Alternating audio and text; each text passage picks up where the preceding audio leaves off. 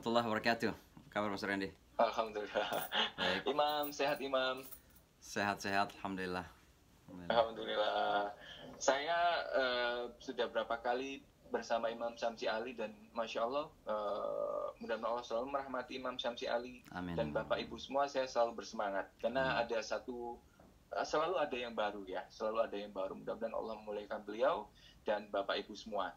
Imam, saya sudah terlalu banyak bicara nih seperti Imam. Langsung saja saya persilakan kepada Imam Syamsi Ali, guru kita, untuk bisa menyampaikan sesi 3 ya, sesi 3 dengan judul orientasi kehidupan sejati. Baik Bapak Ibu, fokus, kita dengarkan sampai selesai. Sesi tanya jawab akan ada nanti di sesi akhir. Siapkan tulisan, siapkan pertanyaan yang mungkin sudah ada di benak masing-masing, dan nanti bisa nulis di chat ataupun tanya jawab secara langsung. Baik, kami persilakan Imam Syamsi Ali, silakan. Terima kasih Mas Randy. Bismillahirrahmanirrahim. Assalamualaikum warahmatullahi wabarakatuh. Alhamdulillahi rabbil alamin. Fatiris samawati wal ard wa ja'ilidh dhulumati wan nur.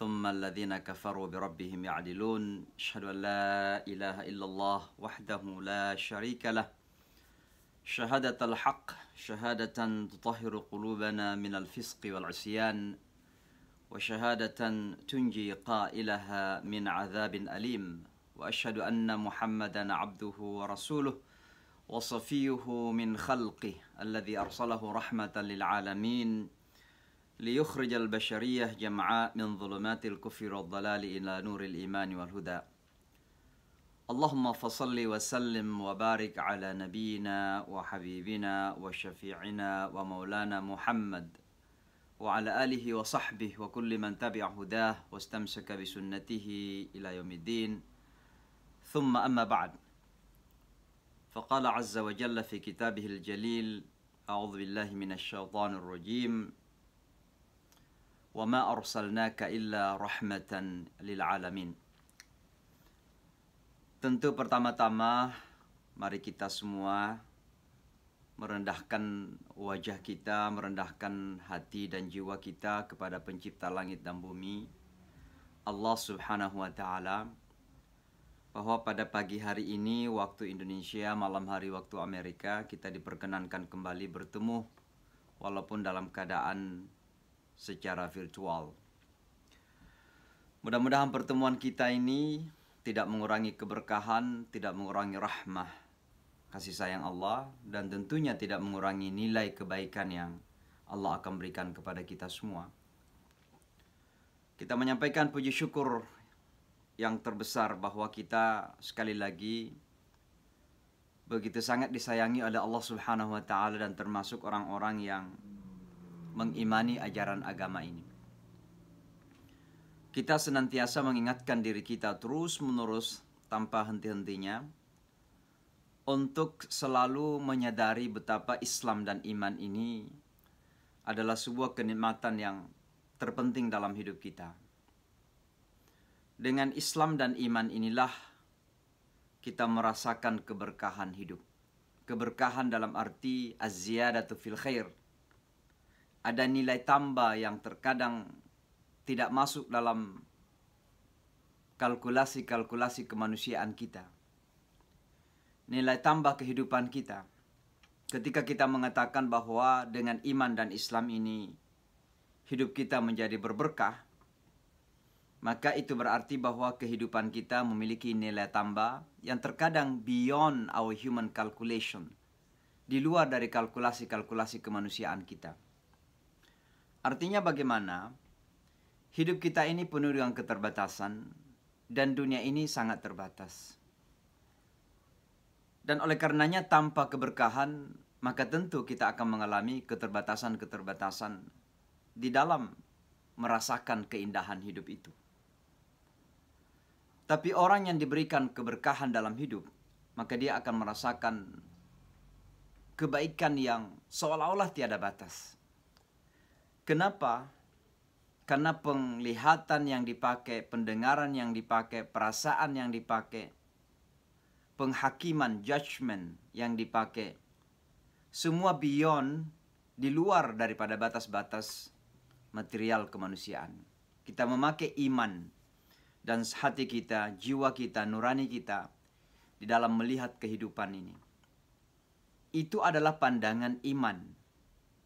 Maka terkadang ketika kita memandang kehidupan ini dengan pandangan iman, nampak terkadang ada sesuatu yang menjadikan orang yang hanya memandang dunia ini dengan pandangan mata kasat seperti terbalik.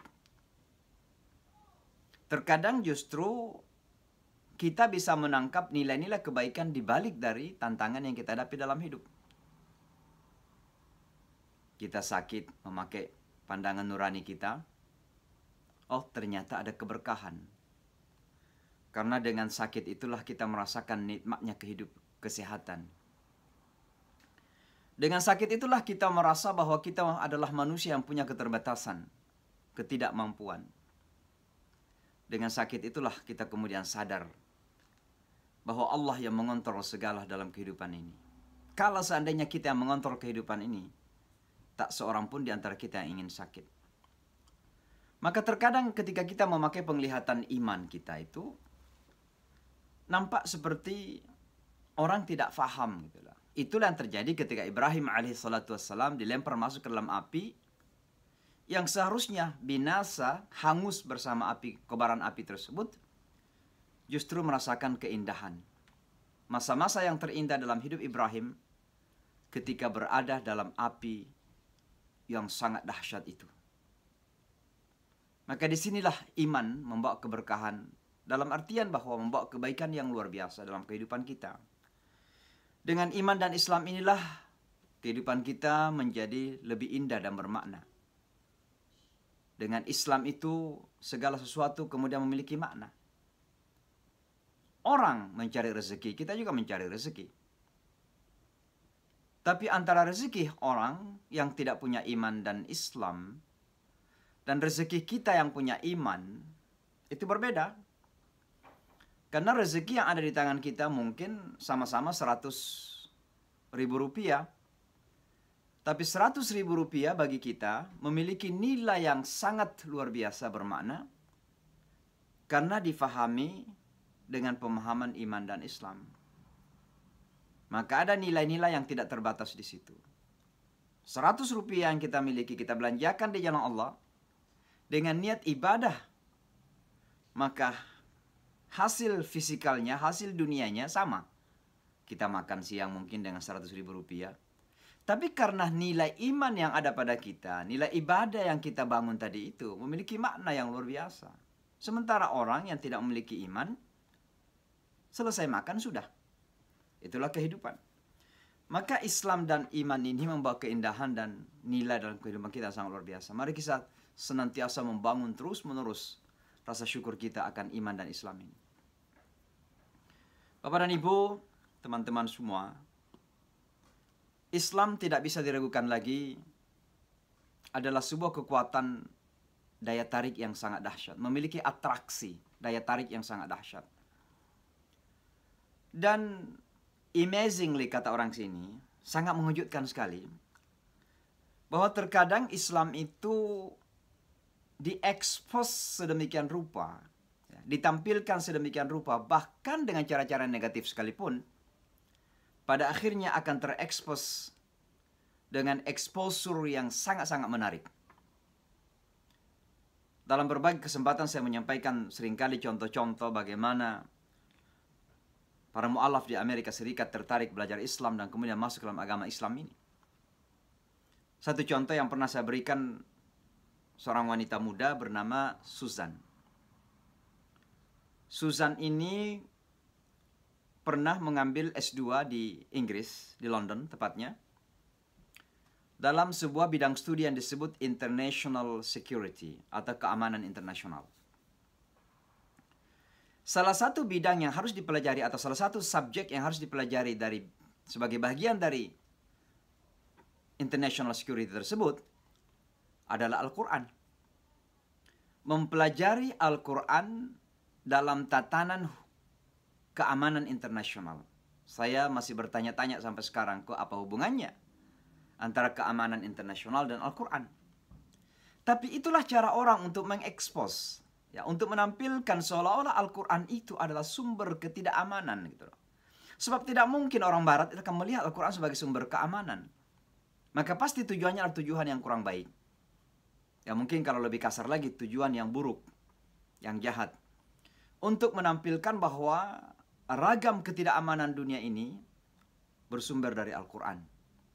Maka Al-Quran kemudian menjadi salah satu mata pelajaran yang harus dipelajari sebagai bagian dari pelajaran international security. Teman kita yang bernama Susan ini kemudian membeli Al-Quran, dipelajari Al-Quran, alhamdulillah untuk tujuan lulus, tapi ternyata Al-Quran itu memiliki kekuatan yang sangat dahsyat, keindahan yang sangat dahsyat. Akhirnya apa yang terjadi? Setelah selesai S2 di Inggris, kembali dia ke Amerika, dia orang Philadelphia. Tadinya ingin bekerja di salah satu kementerian di Amerika namanya Homeland Security, Kementerian Dalam Negeri, kira-kira begitu. Tapi apa yang terjadi? Begitu kembali ke Amerika, tidak tertarik untuk mendaftar di Homeland Security, akhirnya melanjutkan pelajaran bahasa Islamnya.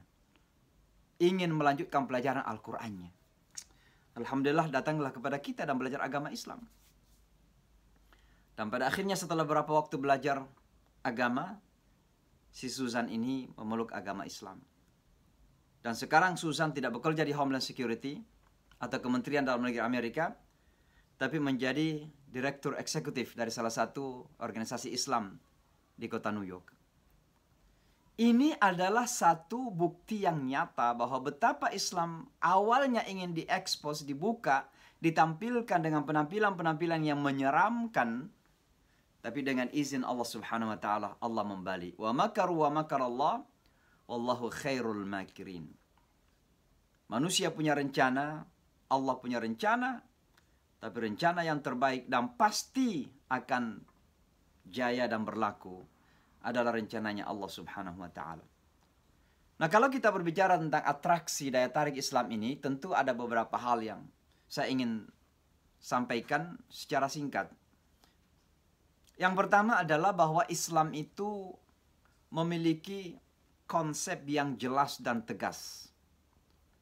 Ini penting untuk kita pegangi bersama. Salah satu daya atraksi Islam atau daya tarik Islam yang sangat luar biasa dan menjadikan orang-orang yang terbuka matanya kepada agama ini tidak bisa menahan keindahannya adalah karena memiliki konsep-konsep yang tegas dan jelas.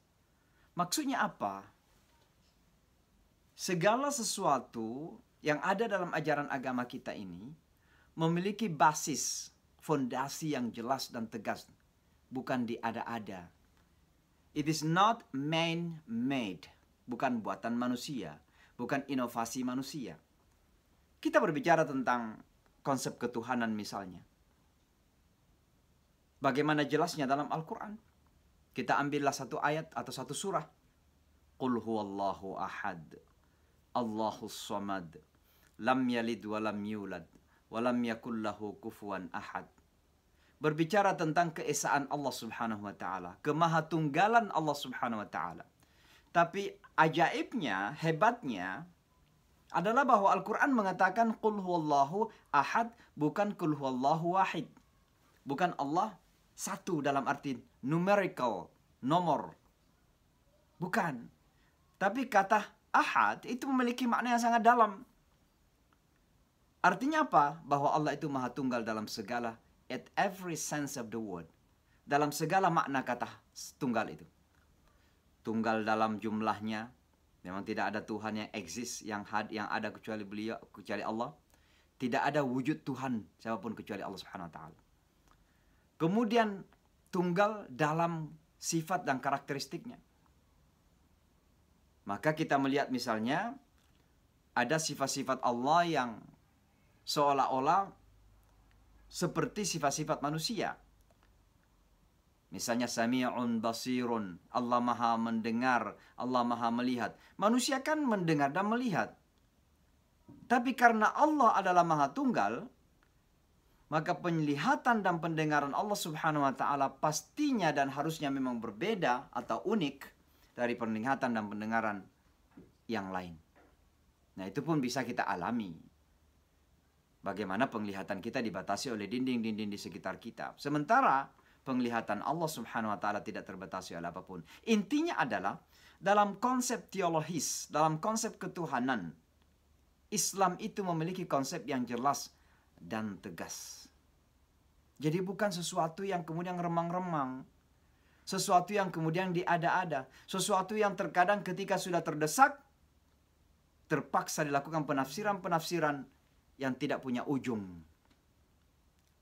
Dan akhirnya kesimpulannya adalah membingungkan. Yang pada akhirnya ketika kemudian terpaksa kita harus mengatakan itu adalah sesuatu yang misteri. Artinya sesuatu yang terima saja apa adanya.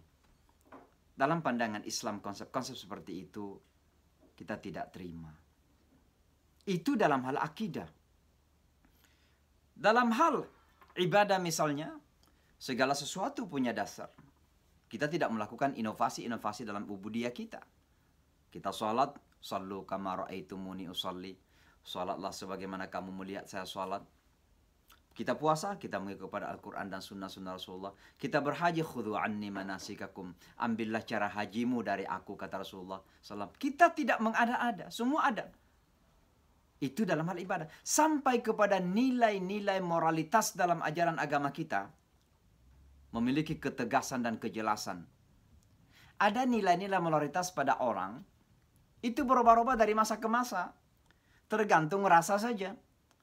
Ada sesuatu yang masa lalu buruk, sekarang kok jadi positif. Ada sesuatu yang kemarin positif, hari ini kok jadi buruk. Tergantung kepada rasa manusia. Tapi dalam pandangan Islam, sesuatu yang haram ya haram dari dulu sampai hari kiamat pun haram. Yang halal insya Allah akan halal. Itulah kekuatan, kedahsyatan daripada konsep dalam ajaran agama kita. Tidak berubah berdasarkan hawa nafsu dan kecenderungan manusia itu. Tapi kita melihat bagaimana dalam pandangan orang lain terkadang. Saya tidak perlu menyebutkan. Itu yang pertama ya. Jadi Islam ini memiliki daya tarik yang begitu dahsyat karena konsep yang jelas dan tegas. Yang kedua, adanya keseimbangan fisikal dan spiritualitas. Saya kira tidak perlu saya jelaskan ini karena sudah pernah kita sebutkan dalam sesi yang lalu. Yang ketiga adalah rasionalitas, bahwa Islam adalah agama yang sangat rasional, walaupun tidak segala sesuatu harus difahami secara rasional. Karena ada sesuatu di mana rasionalitas kita terbatas. Beda antara ketidakmampuan kita untuk memahami secara rasional dan rasionalitas sebuah masalah. Saya sudah pernah memberikan contoh dulu bagaimana kebangkitan hari akhirat nanti. Itu sangat rasional. Yang keempat, bagaimana bahwa Islam ini memiliki karakter yang praktikal sifatnya. Artinya apa? Agama Islam ini bukan angan-angan, bukan sekedar emosi, bukan sekedar rasa sentimen. Walaupun dalam kita beragama itu ada rasa yang terlibat. Makanya teman-teman, Bapak dan Ibu semua, kalau Nabi kita dihina misalnya, atau Al-Quran misalnya diinjak-injak, atau saudara-saudara kita misalnya dizalimin, itu ada rasa yang terjadi pada kita, sentimen keagamaan yang terjadi, itu wajar. Maka agama itu berkaitan dengan sentimen kita. Kalau ada orang nabinya dihina, diinjak-injak, dimaki-maki, kok hatinya biasa-biasa saja, ada sesuatu yang salah dengan keimanan itu. Maka ada rasa yang terlibat di situ. Tapi agama bukan sekedar rasa. Bukan sekedar sentimen dan emosi. Tapi agama adalah sesuatu yang sangat-sangat praktis sifatnya dalam kehidupan kita. Dan tidak ada agama yang mengajarkan ajaran yang paling praktis daripada ajaran agama Islam ini.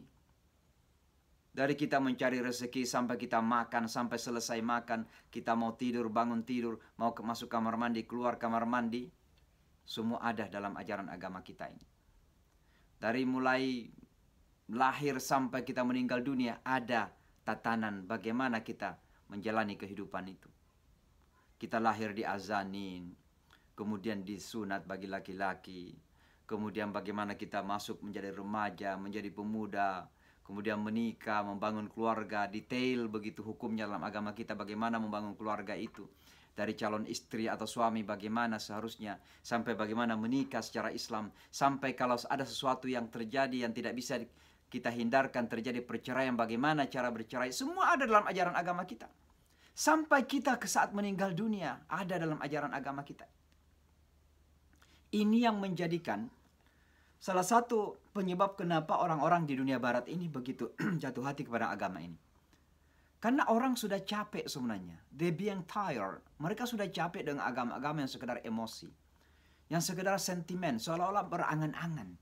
Mereka ingin sebuah petunjuk hidup yang menjadikan mereka bisa melihat bagaimana cara menghidupi, bagaimana cara menjalani hidup yang benar. Itulah salah satu di antaranya yang sering saya sampaikan.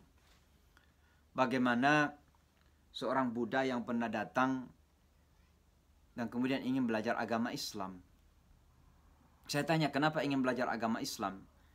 Dia katakan, sebagai seorang yang beragama Buddha, setiap kali saya lapar atau haus, ini secara spiritualitas, saya masuk dalam kamar, saya tutup kamar saya tutup mata saya bermeditasi, rasanya puas.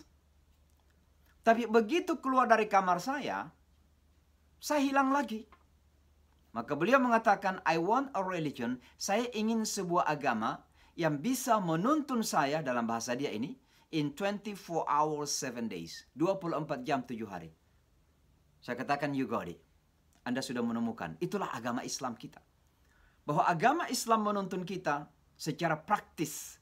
Bagaimana menjalani kehidupan ini in 24 hours 7 days. Kita di rumah ada tuntunannya. Di kamar pun ada tuntunannya.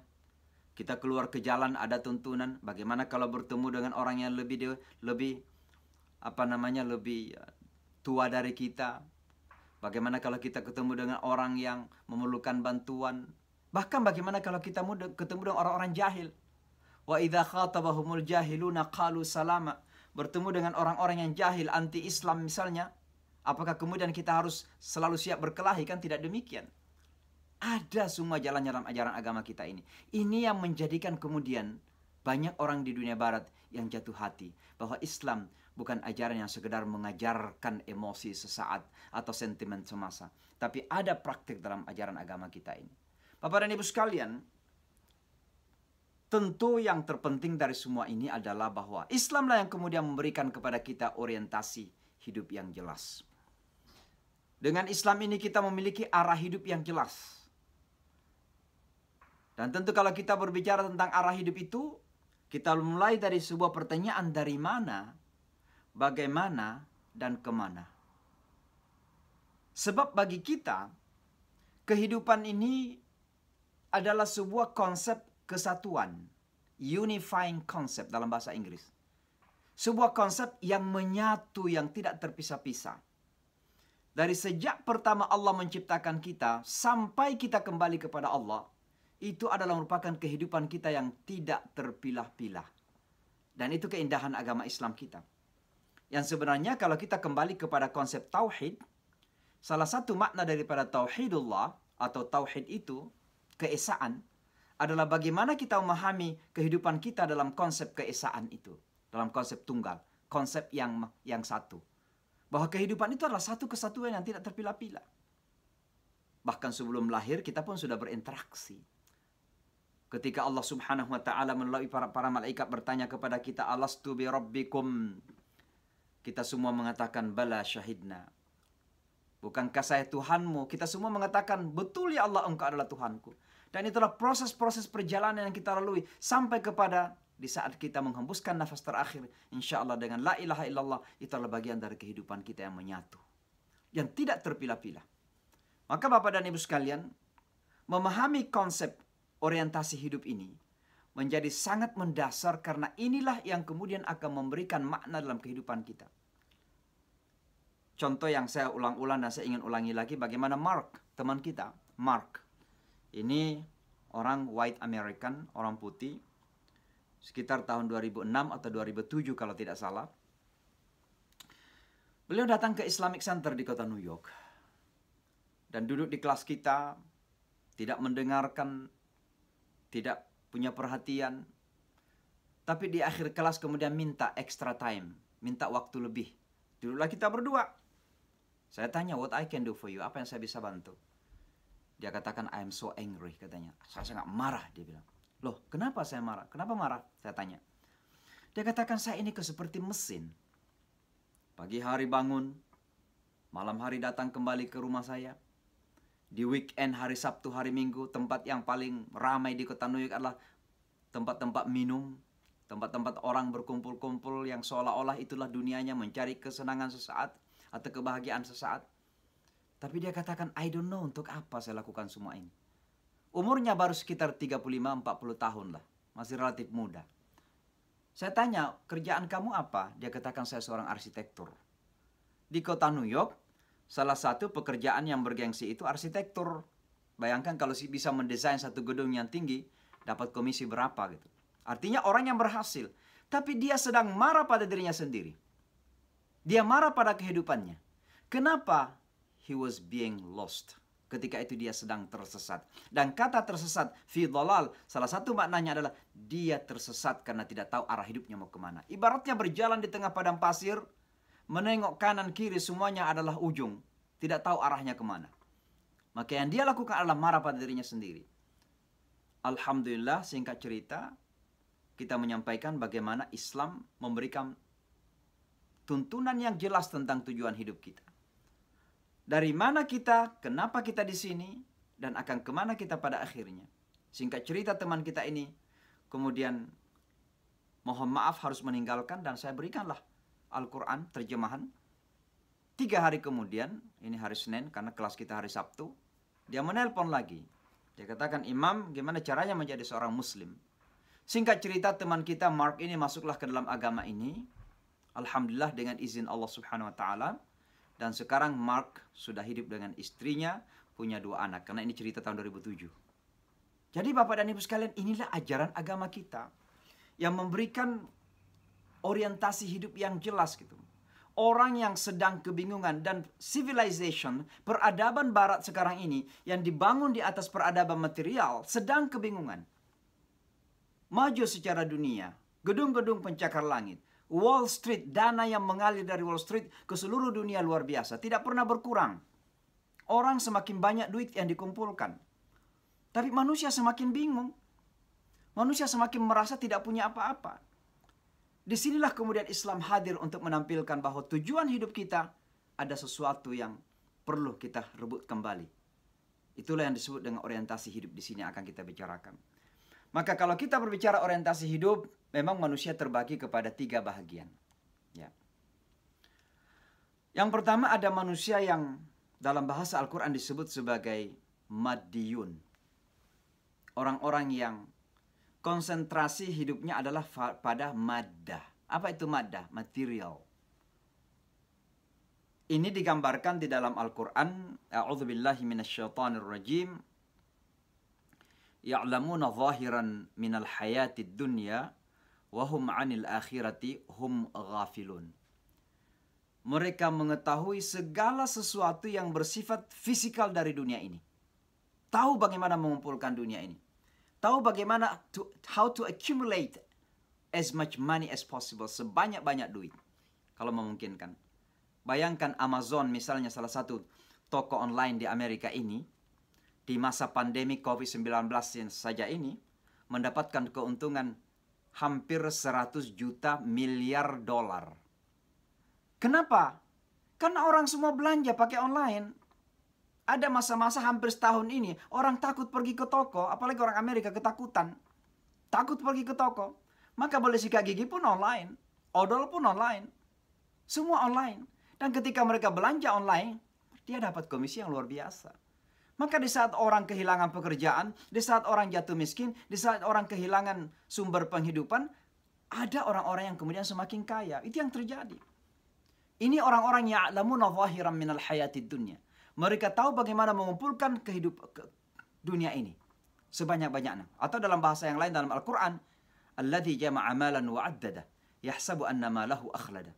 Yang mengumpulkan harta sebanyak-banyaknya dan menghitung-hitungnya terus-menerus.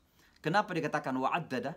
Karena seolah-olah nggak ada ujungnya. Terus-menerus dia melakukan perhitungan gitu.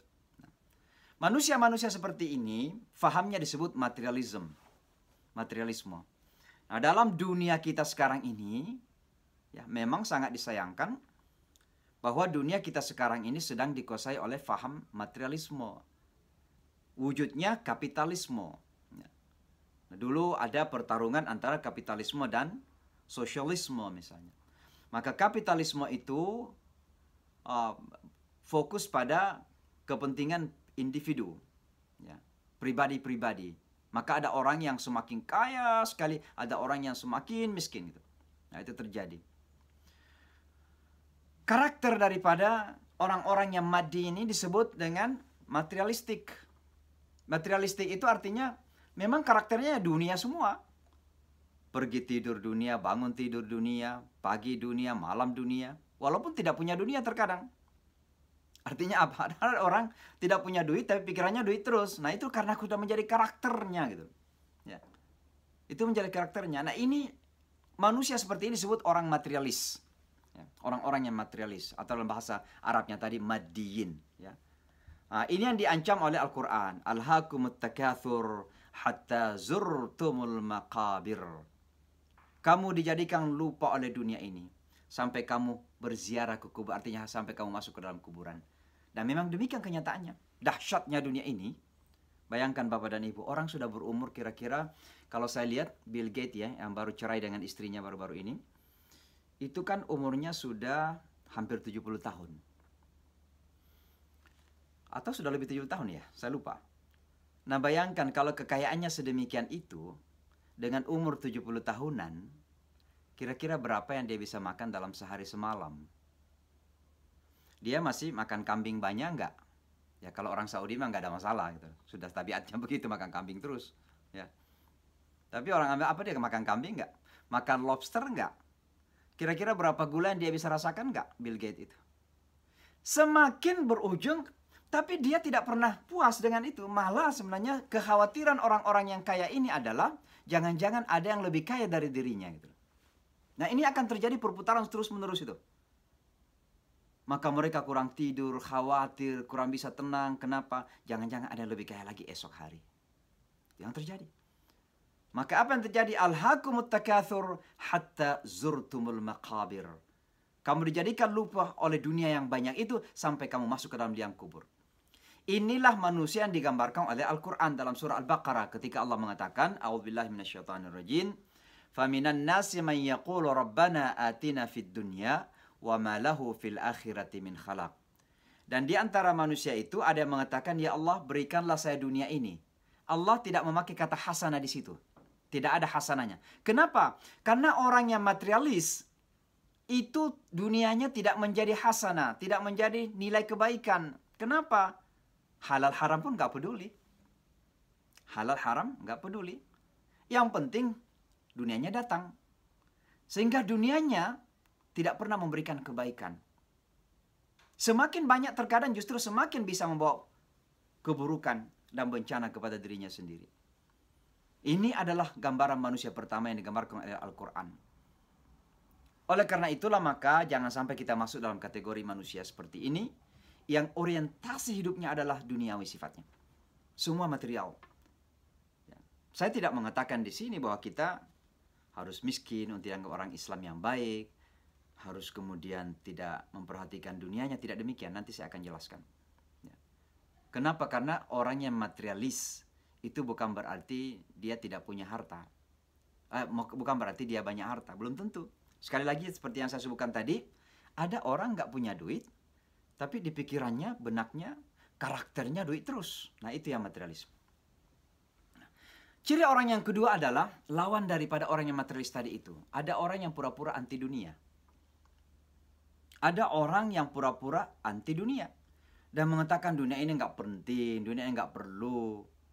Nah ini yang terkadang mohon maaf juga menyesatkan di dalam wawasan beragama kita. Karena agama terkadang dipakai alasan.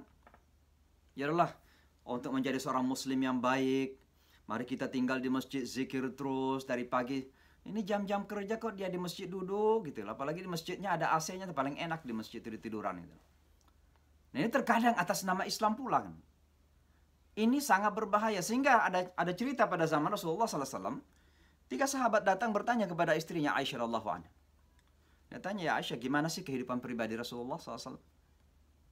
Dan itulah peranan Aisyah seorang istri Rasulullah yang sangat relatif muda, yang pintar, intelijen, profesor kepada banyak sahabat. Itu Aisyah radhiyallahu anha. Gimana sih kehidupan pribadi Rasulullah? Aisyah mengatakan, Rasulullah itu adalah orang yang beribadah luar biasa. Malam hari harus bangun, banyakkan hari-harinya dipakai berpuasa. Kemudian Rasulullah SAW adalah orang yang paling hebat di dalam mengontrol hawa nafsunya. Ya tentu hawa nafsu dalam segala macamnya lah. Termasuk hawa nafsu marahnya, dan lain sebagainya. Dan Rasulullah SAW ini, ya, di dalam kehidupannya luar biasa lah. Semua diabdikan untuk Allah Subhanahu Wa Taala. Sahabat ini kan terkagum-kagum, 3 sahabat terkagum-kagum. Maka mereka ingin bagi-bagi tugas tuh, untuk dianggap sebagai orang yang paling Islami lah, orang yang paling hebat Islamnya. Yang pertama mengatakan, I would never sleep anymore. Saya tidak mau tidur lagi. Artinya tidak mau tidur malam lagi. Malam hari pokoknya saya ibadah terus. Nabi saja Nabi kok. Nabi itu nggak punya dosa, dijaga oleh Allah. Dijamin masuk surga pastinya. Tapi kok setiap malam harus bangun gitu. Siapalah kita? Maka beliau bertekad tidak mau tidur malam lagi. Yang kedua mengatakan, saya tidak mau makan siang lagi. Pokoknya puasa terus menerus tiap hari. Yang ketiga mengatakan, la atazawwaj, saya tidak akan menikah lagi. Karena dianggap bahwa istri bisa menjadi penghalang untuk dekat kepada Allah Subhanahu Wa Taala. Dan ada-ada saja manusia yang berpandang seperti itu. Ketika Rasulullah SAW kembali ke rumah, Aisyah menceritakan niat atau rencana 3 orang sahabat tadi itu. Maka marah Rasulullah SAW. Dipanggil ketiga sahabat itu dan bertanya kepada mereka, "Antumul ladzi qultum kadza wa kadza?" Kamukah yang mengatakan demikian dan demikian? Mereka mengatakan, benar ya Rasulullah. Kata Rasulullah sallallahu alaihi wasallam, saya adalah orang yang paling bertakwa di antara kalian, tapi saya juga salat malam dan juga tidur. Artinya ada keseimbangan di situ. Saya puasa tapi juga makan siang. Artinya paling tidak puasa Daud lah. Tapi kalau puasa terus-menerus ya nggak ada hukumnya dalam agama Islam. Itu namanya puasa tawasul. Ya, dalam agama Islam yang diharamkan. Lalu Rasulullah mengatakan, ini hadis yang terkenal. Terkadang ulama membaca penggalang hadis ini saja. Wa atazawwajun nisa, dan saya menikahi wanita. Faman raghiba an sunnati, maka barang siapa yang tidak suka dengan sunnahku, dalam arti my lifestyle, way of my life, artinya apa itu? Cara hidupku, falaysa minni, maka bukan dari kalangan umatku. Nah, ini kan ajaran agama Islam kita jelas. Bahwa jangan sampai kemudian atas nama agama, kemudian kita seolah-olah membenci dunia ini. Justru kehadiran kita di atas dunia ini adalah untuk membangun dunia ini. Bahagian dari tugas kekhilafahan kita. Ya. Maka di dalam Al-Quran dan hadis-hadis Rasulullah SAW begitu banyak sekali ayat-ayat yang kemudian menganjurkan kepada kita agar kita punya perhatian dalam membangun dunia kita. Salah satu di antaranya, a'udzubillahi minasyaitonirrajim, wabtaghi fima ataka Allahu ad-daral akhirah wa la tansa nasibaka minad dunya. Dan carilah apa yang Allah telah janjikan bagimu untuk kehidupan akhiratmu. Itu harus dicari. Al-Quran mengatakan wabtaghi, cari. Tapi kalau dunia, la tansa, jangan lupa. Kenapa? Karena sudah tabiat manusia pasti mencari dunia. Bahkan terkadang atas nama mencari dunia lupa bahwa dia akan mati gitu. Maka Al-Quran mengatakan jangan lupa duniamu. Ya. Itu ayat pertama, mengingatkan kita bahwa dunia ini penting untuk kita bangun. Ya. Surah Al-Jum'ah misalnya, ya alladzina amanu, wahai orang-orang yang beriman, idza nudiya lis-salati min yaumil jum'ah, kalau salat dikumandangkan dipanggil azan dikumandangkan pada Jumat, fas'au ila dzikrillah. Berjuanglah untuk datang kepada zikrullah, kepada mengingat Allah. Wa dzarul bai', tinggalkan segala sesuatu yang menjadikan kita sibuk. Dzalikum khairul lakum in kuntum ta'lamun, itu lebih baik jika kamu sadar.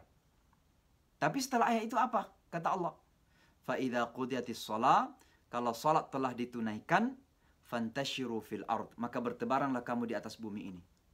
Carilah rizki Allah. Itu perintah Al-Quran.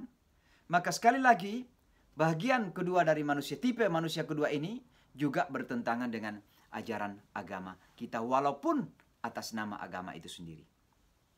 Yang benar bagaimana? Inilah orientasi Islam. Apa itu? Mengambilnya secara totalitas. Dan itulah doa kita yang selalu kita bacakan. Lanjutan dari ayat yang saya baca tadi bahwa ada manusia mencari dunia tidak pernah membawa kebaikan. Faminan nasi man yaqulu rabbana atina fid dunya wa ma lahu fil akhirati min khalaq. Di antara manusia ada yang mengatakan, ya Allah berikanlah saya dunia ini, tapi tidak punya nasib di akhirat nanti. Enggak punya nasib. Enggak ada keuntungannya. Enggak ada kebahagiaannya di akhirat nanti. Wa minhum, dan di antara manusia itu, inilah cara pandang Islam. Man yaqulu, siapa yang berkata, Rabbana atina fid dunya hasanah. Ya Allah berikanlah saya dunia ini sebagai jalan kebaikan. Di sini hasanah disebutkan. Rabbana atina fid dunya hasanah. Kalau yang tadi itu hanya dunia saja, nggak ada hasanahnya. Kenapa? Karena dunia yang kita perjuangkan, pertama sumbernya halal, caranya halal, dan untuk tujuan halal. Tapi kalau orang yang hanya mencari dunia saja, maka halal haram tidak menjadi perhatian, tidak pernah mendatangkan kebaikan. Tapi kalau dunia kita perjuangkan dengan cara yang halal, untuk tujuan yang halal, maka insya Allah berapapun yang kita dapatkan akan mendatangkan kebaikan. Kita dapatkan 1 juta, alhamdulillah ada kebaikan. Kita mendapatkan 1 miliar, alhamdulillah ada kebaikan. Kita mendapatkan cuma 100 ribu, alhamdulillah juga ada kebaikan. Dalam dunia kita ada kebaikan. Rabbana atina fid dunya hasanah wa fil akhirati hasanah, dan kebaikan di akhirat nanti. Dunia yang baik tadi itu akan mengantar kebaikan ukhrawi kita. Kenapa? Karena dunia ini adalah mazra'atul akhirah, tempat di mana kita menanam. Maka apa yang kita tanam di atas dunia ini, itu yang akan kita petik di akhirat nanti. Sehingga konsep kehidupan yang saya maksud tadi di awal, bahwa konsep kehidupan dalam tatanan orientasi kehidupan kita itu adalah satu kesatuan. Ya. Disinilah saya kira semakin jelas bahwa Islam itu memang bertentangan dengan konsep secularism. Sekularisme dalam arti menempatkan segmen-segmen kehidupan manusia itu pada ruang-ruang yang berbeda. Kalau segmen kehidupan dunia itu ruangnya ya dunia. Lalu kemudian ada segmen kehidupan akhirat, ya ruangnya akhirat. Dalam Islam tidak ada seperti itu. Kenapa? Karena dunia kita ini menjadi bahagian dari jalan menuju akhirat tadi, sehingga menjadi sebuah konsep yang menyatu. Itulah sebabnya kita tidak pilih-pilih kehidupan kita. Tidak perlu kita katakan bahwa ini adalah milik saya, kalau itu milik Allah gitu. Bagi kita, qul inna hayati wa nusuki wa mahyaya wa mamati lillahi rabbil alamin. Hidupku, matiku, ibadahku dan pengorbananku, semuanya adalah untuk Allah Subhanahu wa ta'ala. Dan inilah yang kemudian menjadi orientasi kehidupan sejati kita. Kita berjuang, kita berusaha keras, kita kerja, kita peras keringat kita untuk membangun dunia ini. Tapi untuk apa? Demi kebahagiaan kita di akhirat nanti. Sehingga kesimpulan apa yang kita ambil? Kesimpulannya adalah bahwa orientasi kehidupan seorang muslim itu adalah akhirat oriented. Berorientasi ukhrawi melalui dunianya di sini. Maka mari kita perjuangkan dunia ini. Tapi bukan untuk dunia. Kita perjuangkan dunia ini demi kebahagiaan kita di surganya Allah nanti, insya Allah. Itulah orientasi kehidupan kita. Mudah-mudahan Allah Subhanahu wa ta'ala menjaga kita semua, memberikan bimbingan terus-menerus kepada kita semua. Mudah-mudahan Allah Subhanahu wa ta'ala betul-betul menjadikan hati kita ini terkait dan terikat dengan agama ini, sehingga tidak saja bahwa kita menjadi muslim yang baik, tapi juga kita sekaligus bisa bangga dengan Islam ini, yang memang kebanggaan kita bersama. Semakin kita melihat bagaimana kehidupan teman-teman kita yang belum faham Islam, yang belum tahu Islam, semakin kita bangga bahwa alhamdulillah kita termasuk yang dipilih oleh Allah untuk faham dan beriman kepada ajaran agama Allah yang dahsyat dan luar biasa ini. Saya kira demikian, mudah-mudahan ada manfaatnya untuk kita semua. Saya akhiri sampai di sini. Hadanallahu wa iyyakum ajma'in. Wassalamualaikum warahmatullahi wabarakatuh.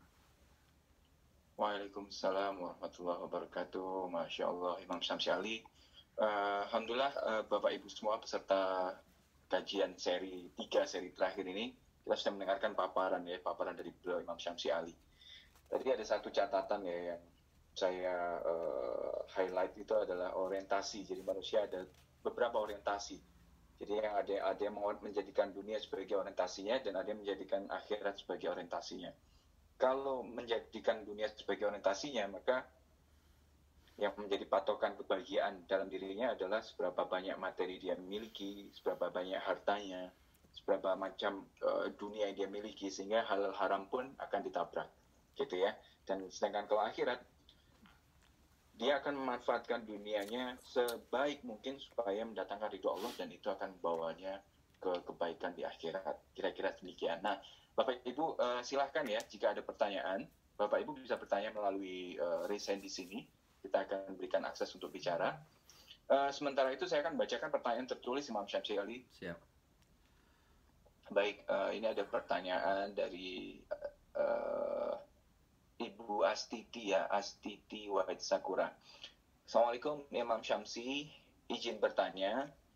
Saya memperhatikan bahwa di Indonesia banyak orang tua menyerahkan pengajaran agama Islam itu pada guru dan ustadz-ustadz di sekolah.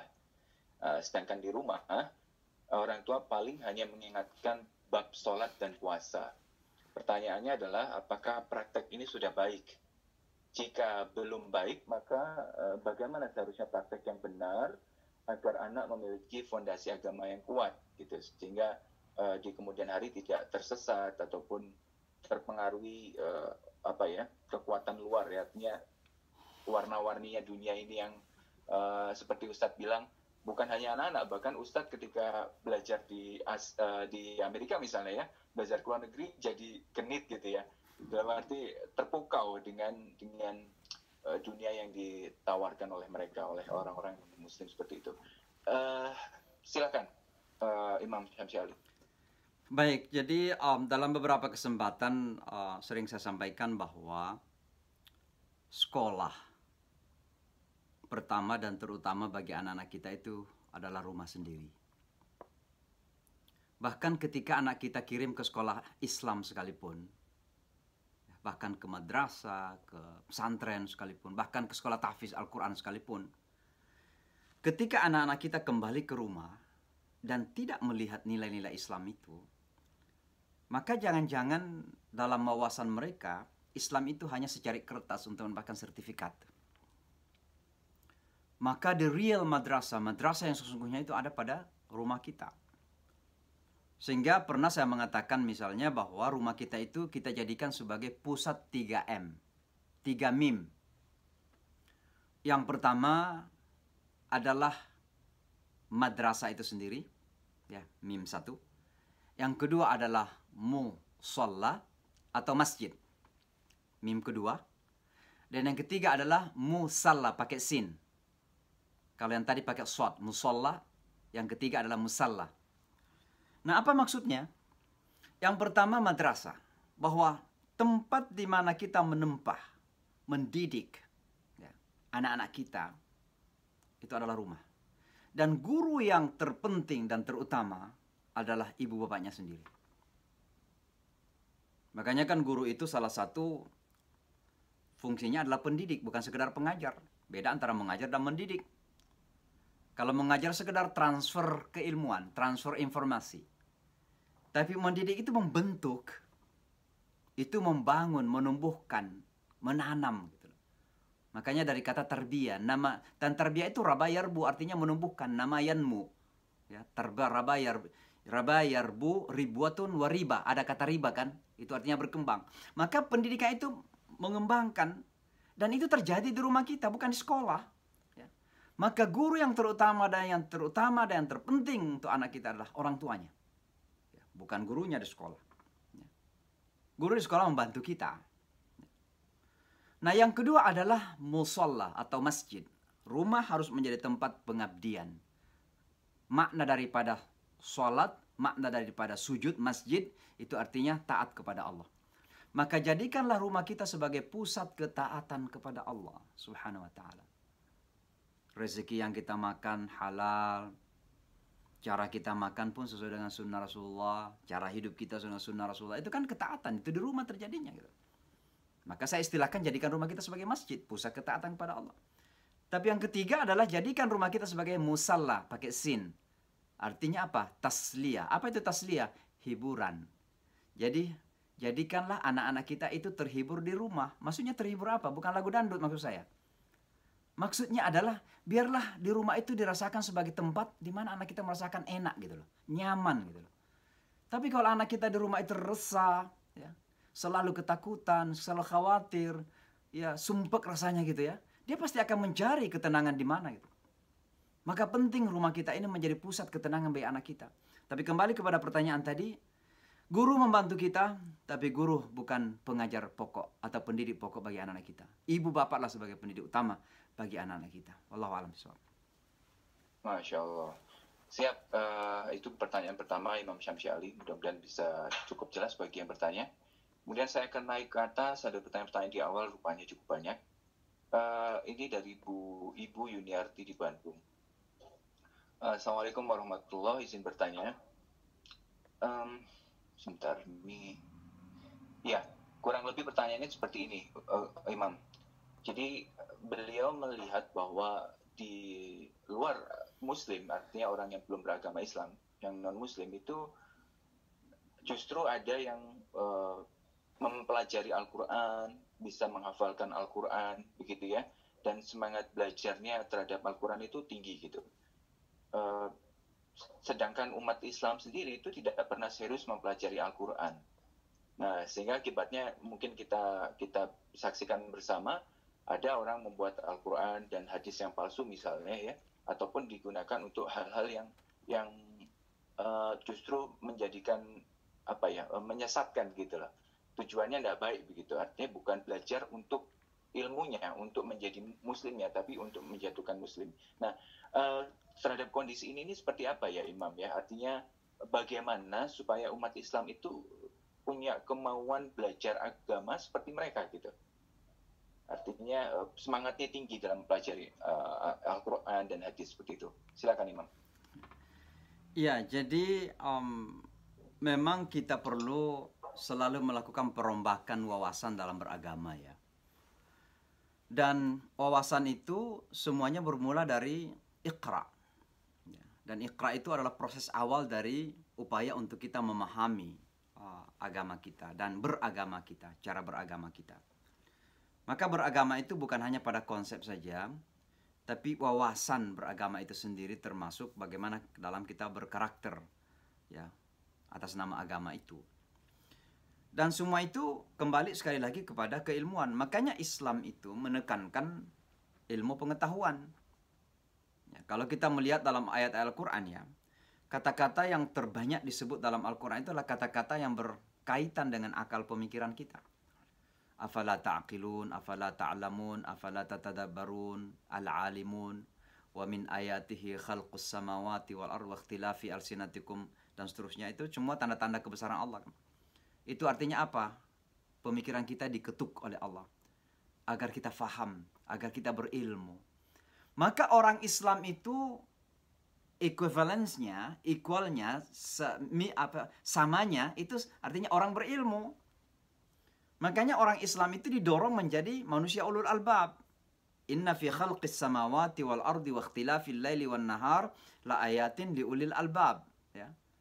Maka kita harus ulul albab. Ulul albab itu artinya apa? Pintar secara akal, tajam secara hati. Ketika sudah bersatu antara hati dan akal, maka membentuklah karakter ulul albab tersebut. Nah, memang sayang bahwa masih banyak di kalangan umat kita ini kemudian mengambil Islam ini secara taken for granted. Ya, begitu-begitu saja. Kita lahir dari ibu bapak Islam, seolah-olah kunci surga ini udah di kantong kita. Gitu. Ya. Sehingga cara pengamalan agama Islam pun terkadang ya turun-temurun. Anggaplah misalnya puasa ya. Terkadang itu yang kita dapatkan di kampung-kampung, itu yang kita ingat dari dulu, kita lakukan, itu pun yang kita lakukan sampai sekarang. Padahal mungkin kita sudah hidup di kota New York barangkali kan begitu. Tidak pernah kita coba dalami lagi fikih-fikih puasa misalnya kan. Maka ilmu ini sangat penting sekali. Nah, teman-teman non-muslim kita banyak yang kemudian belajar agama Islam ini. Atau Al-Quran bahkan. Ada memang yang kemudian memiliki etikat-etikat yang kurang baik. Dan biasanya kalau punya etikat yang kurang baik, ya ada yang kemudian berakibat kurang baik pula. Tapi alhamdulillah satu hal yang saya ingin ingatkan kepada kita semua, insya Allah Al-Quran dan agama Islam itu tidak akan pernah bisa dirusak. Yang akan dirusak itu adalah cara pandang kita kepada Islam. Akal kita, cara paham kita kepada Islam. Tapi Islam ini nggak pernah rusak insya Allah. Maka dalam pengalaman kami di Amerika, apalagi setelah 9/11 ini, betapa banyak orang-orang yang berusaha untuk menampilkan Islam ini dengan penampilan-penampilan yang sangat-sangat buruk ya. Sangat-sangat dahsyat jahatnya. Bagaimana memang ada sengaja yang membeli Al-Quran, membaca Al-Quran untuk apa? Untuk mencari di mana letak ya keburukan dalam Al-Quran itu. Ada yang spesifik misalnya mencari di mana tempat ajaran teror dalam Al-Quran. Dan itu cerita yang, ini kejadian betulan ya. Ada orang 4 hari setelah 9/11, saya lagi diundang baca doa di sebuah lapangan di kota New York. Setelah saya baca doa, dia tepuk saya dari belakang. Saya menengok, dia orang putih, orang tinggi putih. Orang Amerika, saya tanya, dia bisik-bisik. Saya orang Islam juga katanya. Nah, waktu itu kan kita semua curiga. Ini jangan-jangan mata-mata. Mungkin dalam bahasa kita di sini 3 huruf itu. FBI namanya. Ya, agent. Ini jangan-jangan mata-mata ini. Tapi setelah selesai acara saya tarik dia ke samping. Saya tanya, kamu memang Islam? Dia katakan, iya. Kapan menjadi Muslim? Dia katakan, baru kemarin. Baru 3 hari setelah 9/11. Loh, kok bisa? Orang Amerika lagi marah kepada Islam. Orang Amerika lagi melihat Islam sebagai musuh. Orang Amerika melihat Islam sebagai teroris. Kok Anda bisa masuk Islam di saat-saat seperti itu? Dia katakan, waktu terjadi serangan 9/11, ada salah seorang penyiar CNN yang mengatakan, kalau Anda ingin tahu inspirasi teror, read the Quran, baca Al-Quran. Apa yang dia lakukan? Dia pergi beli Al-Quran. Untuk apa? Itu saya sebutkan tadi. Ingin mencari di mana tempatnya ajaran teror dalam Al-Quran itu. Dengan izin Allah Subhanahu wa Ta'ala, Allah membalik itu. Ternyata 3 hari 3 malam dia baca Al-Quran untuk mendapatkan kata teror. Kata apa? Kata dia apa? Semakin saya mencari kata teror, semakin saya tidak menemukan teror. Yang saya temukan mutiara-mutiara katanya. Dan pada akhirnya masuk Islam gara-gara itu. Itulah ajaran agama kita. Maka alhamdulillah memang ada yang belajar, kemudian menjadi, mohon maaf, melakukan hal yang buruk. Ada orang yang menulis buku namanya Al-Furqanul Haq. Tapi ini bukan orang, justru orang Amerika. Ini orang keturunan Palestina, beragama Kristen ini, namanya Anis Shorosh. Pernah lihat barangkali ada debat dengan Ahmad Didat? Ini pendeta evangelicals menulis buku namanya Al-Furqan Al-Haq. Lalu kemudian dikirimkan ke semua rumah-rumah orang Islam. Lalu di dalamnya ada pengantar. Saya kebetulan dapat, tiba-tiba ada ke rumah saya kirimin box, VO box ini. Apa namanya dari post office. Saya buka buku. Cantik, percetakannya fancy. Mewah. Saya buka Al-Furqanul Haq. Di dalamnya ada surat. Inilah Al-Quran alternatif abad 21. Yang jauh lebih cantik daripada Al-Quran. Ketika saya membaca, ternyata Bismil Abu Ruhul Qudus apa begitu. Saya ketawa gitu. So, tanpa kita tidak paham pun bahasa Arab, kalau kita membaca Al-Quran dan membaca kitab lain itu pasti ada rasanya yang beda gitu. Pasti kita rasanya beda. Nah, inilah orang-orang yang seperti ini banyak terjadi seperti itu. Belajar Al-Quran. Untuk apa? Punya etikat yang jahat. Tapi alhamdulillah insya Allah Al-Quran dan Islam ini nggak pernah bisa dirusak. Karena Al-Quran dijaga oleh Allah Subhanahu Wa Ta'ala. Inna nahnu nazzalna dzikra wa inna lahu lahafizun. Bahkan terkadang ada di antara mereka belajar Islam ini. Alhamdulillah ternyata menjadi pembela Islam. Barangkali baru-baru ini kan lihat ada namanya Dr. Miller itu. Ya, Dr. Miller, ahli sejarah Kristen, ahli Kristen, kemudian membaca Al-Quran, dan sekarang di mana-mana membela Al-Quran. Ada Karen Armstrong, seorang yang tadinya ingin menjadi biarawati, kemudian alhamdulillah belajar agama-agama semua, dan menulis banyak buku Islam yang sangat luar biasa. Termasuk Muhammad SAW, the prophet of our time, atau Nabi modern kita sekarang ini, Muhammad SAW. Ada Profesor John Esposito di George Washington University, juga menulis tentang syariah.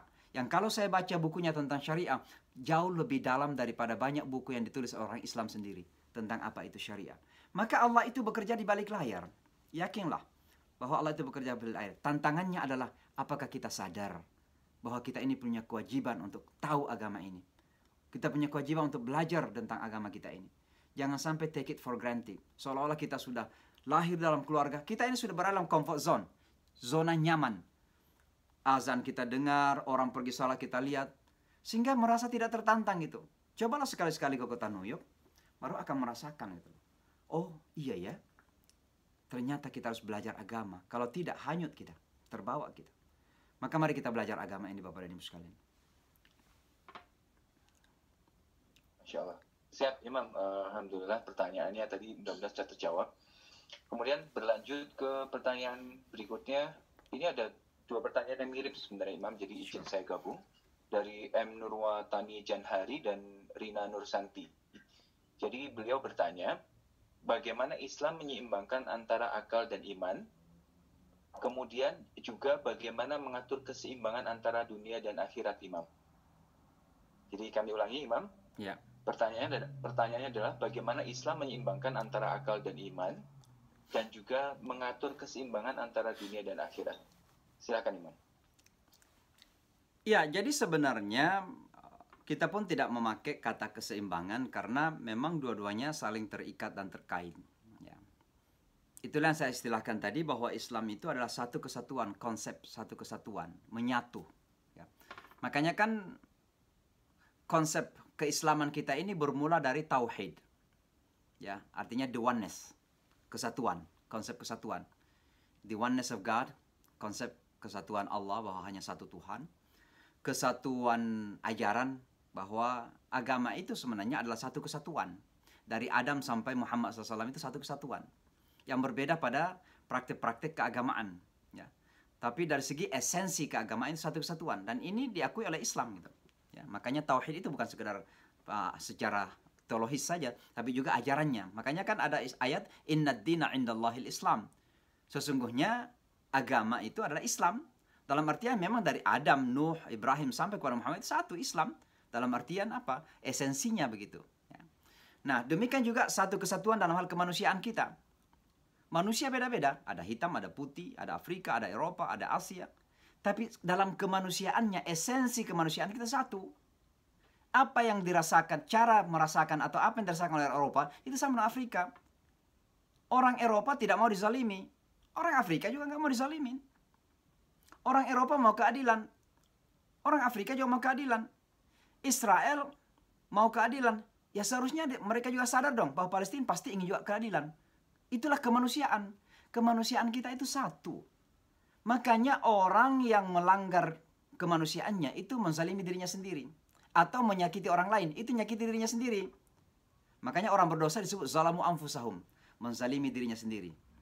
Walladzina idza fa'alu fahishatan aw zalamu anfusahum.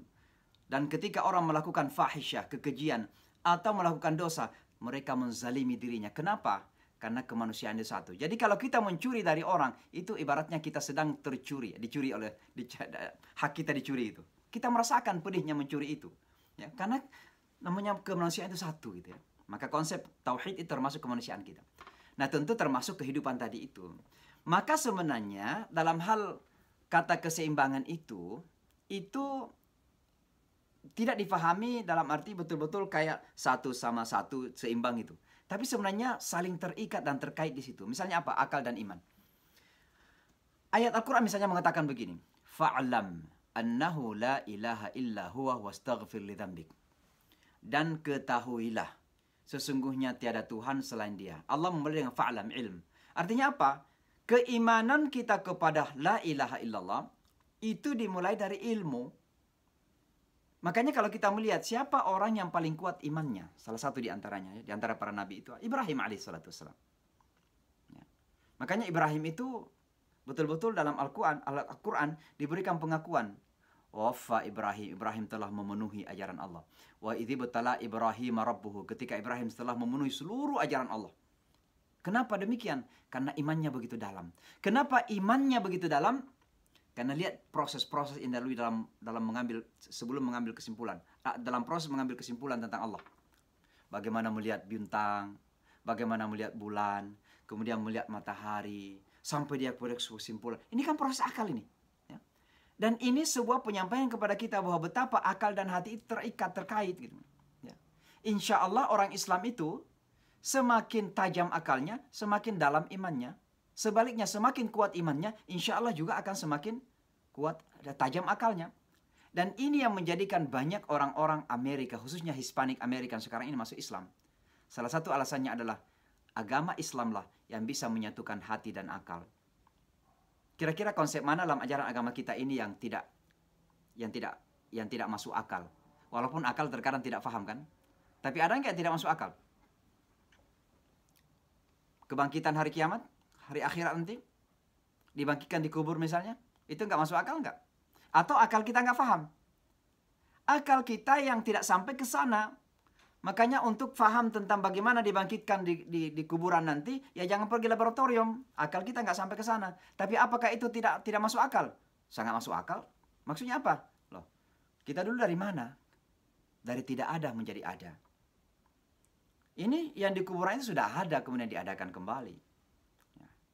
Mana yang kira-kira kalau kita mau menimbang-nimbang mana yang lebih mudah, mana yang lebih susah? Ya lebih susah yang tidak ada diadakan gitu.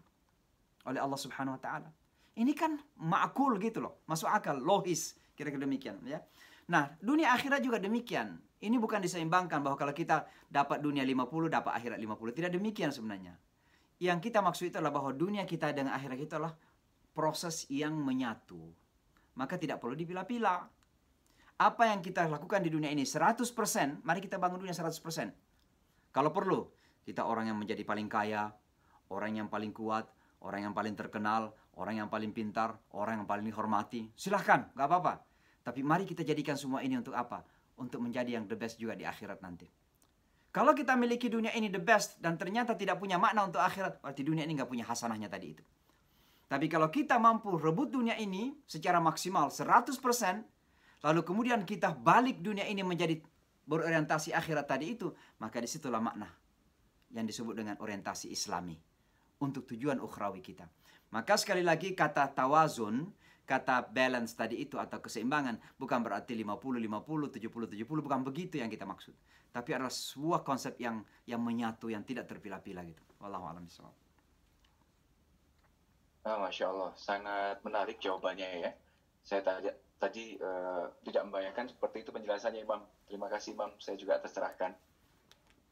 Baik, alhamdulillah kita lanjut ke pertanyaan berikutnya. Dari Aditya Mu'alaf Center di Sumut. Bismillah, Imam, ini ada pertanyaan dari salah satu orang non-muslim yang sebenarnya sudah ada ketertarikan ke Islam berkaitan dengan Nabi Muhammad sebagai tuntunan kita. Terlepas dari karakter dan pribadi seorang Nabi Muhammad, kenapa Allah memilih Muhammad sebagai utusannya? Yang pertama. Kemudian yang kedua, beliau juga bertanya, jika Allah sudah mengatur takdir seorang manusia, termasuk surga dan neraka, lantas untuk apa Allah menciptakan manusia? Kemudian bagaimana menyikapi manusia yang bersikap pasrah terhadap takdirnya, Imam? Begitu Imam, silakan Imam. Baik, ini pertanyaan yang sangat luar biasa dan sangat filosofis sifatnya. Dan tentunya perlu waktu ya, tapi saya coba dalam waktu yang tidak terlalu lama ya.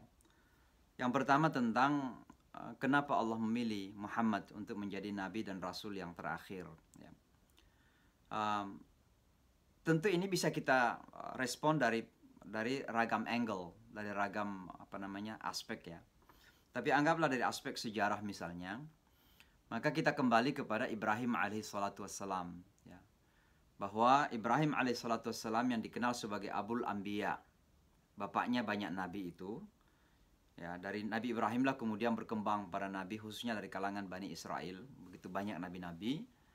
Ada Nabi Ishak, kemudian Nabi Yakub. Dari Yakub lahir 12 anak. Dan kemudian dari keturunan Yakub ini kemudian menjadi kepala-kepala suku Israelite itu. Berkembang di Mesir, lalu kemudian berusaha untuk kembali ke Yerusalem lagi. Dan sampai kemudian melahirkan kebawa lagi ya. Maaf tadi itu dari Ismail maksud saya, dari Ishak ya. Kebawa lagi melahirkan Nabi Isa alaihissalatu wassalam, kemudian sebelumnya ada John the Baptist. Itu dari pihak Ishak. Kemudian kita kenal dalam sejarah bahwa Ibrahim alaihissalatu wassalam punya anak Ismail alaihissalatu wassalam yang kemudian dibawa bersama ibunya ke sebuah tempat yang tidak ada tumbuh-tumbuhan, dan itulah Makkah Al-Mukarramah. Nah, dalam prosesnya kemudian menunggu banyak generasi atau berabad-abad kemudian baru terlahir Nabi yang dijanjikan itu. Dan Nabi itu adalah Muhammad sallallahu alaihi wasallam. Nah, kalau pertanyaannya kenapa dia ini persisnya, ya tentu saya tidak punya jawaban untuk itu. Ya, tapi saya kira Allah sudah punya rencana, Allah pasti punya hikmah. Allah pasti sudah rencanakan bahwa inilah dia orangnya yang dipersiapkan. Dan ternyata persiapannya pun kalau kita baca sejarah proses bagaimana beliau dihamilkan oleh ibunya, kemudian ayahnya meninggal dunia ketika berumur 6 bulan, kemudian beliau lahir dalam keadaan yatim, dan setelah itu di 6 tahun kemudian meninggal ibunya, dan seterusnya. Ini proses-proses yang terjadi seolah-olah ada education yang langsung dari Allah Subhanahu wa Ta'ala untuk mempersiapkan beliau menjadi nabi terakhir. Bagaimana beliau terlahir dalam suasana kota atau masyarakat yang penuh dengan kesyirikan, menyembah patung-patung, tapi kemudian beliau dengan segala interaksi dan dinamika yang ada tidak pernah terjatuh kepada penyembahan. Itu juga adalah bukti-bukti bagaimana Allah mempersiapkan beliau. Tapi specifically kepada pertanyaan tadi, kenapa Muhammad inilah yang dianggap menjadi nabi, ini ya pertanyaan yang mungkin tidak bisa saya jawab, tapi menjadi tantangan. Bukan berarti salah ditanyakan, bukan, tidak ada salahnya. Menjadi tantangan untuk kita semua memikirkan, dan saya kira kalau kita pikirkan, mencari alasannya, reasoningnya, kenapa Allah memilih Muhammad menjadi nabi terakhir, tentu masing-masing nanti kita bisa menemukan jawaban yang berbeda-beda. Tapi intinya adalah bahwa pasti ada hikmah, pasti ada perencanaan Allah yang apakah kita tahu atau tidak, itulah takdir dan apa keputusan Allah Subhanahu wa Ta'ala. Nah, kembali kepada pertanyaan yang agak muskil juga adalah tentang takdir ini. Nah, kalau manusia itu memang sudah ditakdirkan ada yang di neraka, ada yang di surga, lalu ngapain kemudian dihadirkan dunia itu hidup gitu?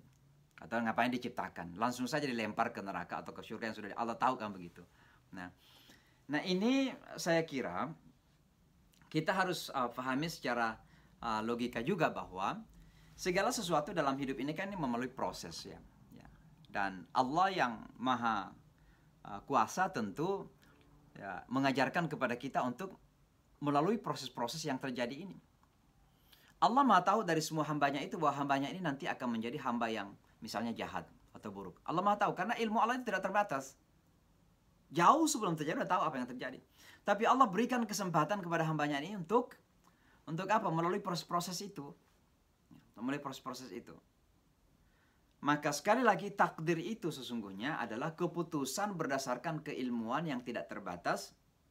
Tapi manusia karena makhluk yang mulia, makhluk yang terpilih, makhluk yang diberikan otoritas oleh Allah, kemudian diberikan kebebasan untuk menjalani kehidupannya itu, dan ini bagian dari proses. Nah, pada akhirnya kemudian apa yang Allah tahu dulu, sekarang dan akan datang itu terjadi gitu. Itu terjadi. Tapi kita sebagai manusia karena ilmu kita terbatas, kita jangan sampai kemudian mengambil alih ilmu Allah itu dan selalu mengatakan saya mah sudah ditakdirkan neraka gitu. Jadi saya tidak perlu mengikuti Quran dan Sunnah lagi, saya tidak perlu salat lagi karena saya juga tahu akhirnya sudah ditakdirkan neraka gitu. Emangnya kita tahu gitu. Dan oleh karenanya usaha kita adalah usaha manusiawi. Kita melakukan yang terbaik dan insya Allah dengan husnuzan, dengan istilahnya husnuzan itu positive mind, ya, pemikiran positif kita kepada Allah Subhanahu wa Ta'ala bahwa insya Allah Allah mentakdirkan kita di surga, kita melakukan yang terbaik. Ya, kita belajar Al-Quran, kita belajar Islam ini, kita imani kebenarannya, kita melakukan segala yang diperintahkan oleh agama. Insya Allah dengan husnuzan tadi itu, insya Allah Allah Subhanahu wa Ta'ala mudah-mudahan akan masukkan kita ke dalam surganya Allah Subhanahu wa Ta'ala. Ini sangat penting pula kenapa kita memiliki sikap seperti itu, agar kita senantiasa humble juga, agar kita senantiasa tawadhu juga.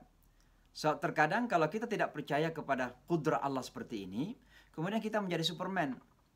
Saya menjadi muslim karena saya loh, karena saya pintar, karena saya hebat. Percayalah ada orang yang lebih pintar kok. Ada orang yang lebih hebat. Ada orang yang punya fasilitas untuk bisa memahami agama ini jauh lebih hebat dari kita. Tapi toh mereka enggak. Maka jangan sampai kita menjadi Superman. Itulah sebabnya takdir ini penting untuk kita yakini. Bahwa mari kita melalui proses-proses yang ada, tapi pada saat yang sama kita percaya bahwa Allah sudah maha tahu apa yang akan terjadi dalam kehidupan kita. Detailnya ada di tangan Allah Subhanahu wa Ta'ala. Saya kira demikian. Wallahu a'lam bishawab. Masya Allah, Alhamdulillah. Ya, baik, semoga terjawab. Kemudian pertanyaan berikutnya dari sebentar Imam. Dari Ibu Shirley Basuki ya. Mohon maaf, sepertinya Ibu ini. Assalamualaikum warahmatullahi wabarakatuh. Semoga Allah menjaga umat muslim di seluruh dunia dan diwafatkan dalam keadaan Islam. Amin. Izin bertanya, bagaimana cara kita memberi pemahaman pada sesama muslim yang menganggap semua agama itu sama, Imam? Yang kedua, bagaimana menasehati orang terdekat yang menganggap memakai hijab bukanlah suatu kewajiban? Ya, silakan Imam. Baik, jadi yang pertama, kalau ada yang menganggap bahwa semua agama itu sama, itu saya kira pemikiran yang tidak logis atas nama logika. Kenapa demikian? Karena orang-orang yang biasanya berpandangan seperti itu justru orang-orang yang selalu mengagung-agungkan keragaman, diversity. Ya. Mereka mengagungkan bahwa keragaman harus kita rangkul, perbedaan harus kita rangkul. Tapi ketika sampai kepada agama dan keyakinan harus disamakan. Gitu. Ini kan self-contradictory namanya. Ini namanya pemikiran yang paradoxical. Ya, bertentangan pada dirinya sendiri. Nah, saya kasih contoh saja ya. Suatu ketika, ini betul kejadian ini, tahun berapa itu waktu Majelis Ulama mengeluarkan haramnya pluralisme, saya lupa. Pernah dulu difatwakan oleh Majelis Ulama itu. Diharamkan pluralisme. Kalau pluralitas ada, tapi pluralisme diharamkan oleh Majelis Ulama. Lalu kemudian saya bersama dua lagi pembicara yang lain diundang oleh Yale University di Connecticut untuk hadir dalam sebuah diskusi tentang pluralisme. Lalu ada teman kita ini, dia orang Indonesia juga, ngambil S3 di Amerika. Waktu itu dia masih S2. Lalu dengan berapi-api mengatakan, agama itu sama saja sebenarnya. Digambarkan seperti air semua mengalir, kemudian semuanya mengalir kepada lautan yang maha dahsyat, maha luas. Maka Allah digambarkan sebagai lautan, semua jalan menuju ke sana itu sama. Nah, saya mengatakan begini, setelah kesempatan saya berbicara, saya jabat tangan sama dia, saya katakan, yuk tersenyum, gitu, sebagai teman. Lalu jabat tangan, saya katakan, bagaimana kalau sekarang Anda keluar jadi Hindu saja? Nah, terkejut ya, kenapa begitu? Saya katakan ke semua agama sama, gitu. Anda keluar jadi agama Hindu, saya tetap Islam. Saya beriman kepada Allah, la ilaha illallah, salat 5 waktu, puasa, zakat, haji, sesuai ajaran Islam. Anda silakan nyembah sapi, nyembah patung. Nanti kita selamat lagi di surga, saya bilang. Kan sama-sama.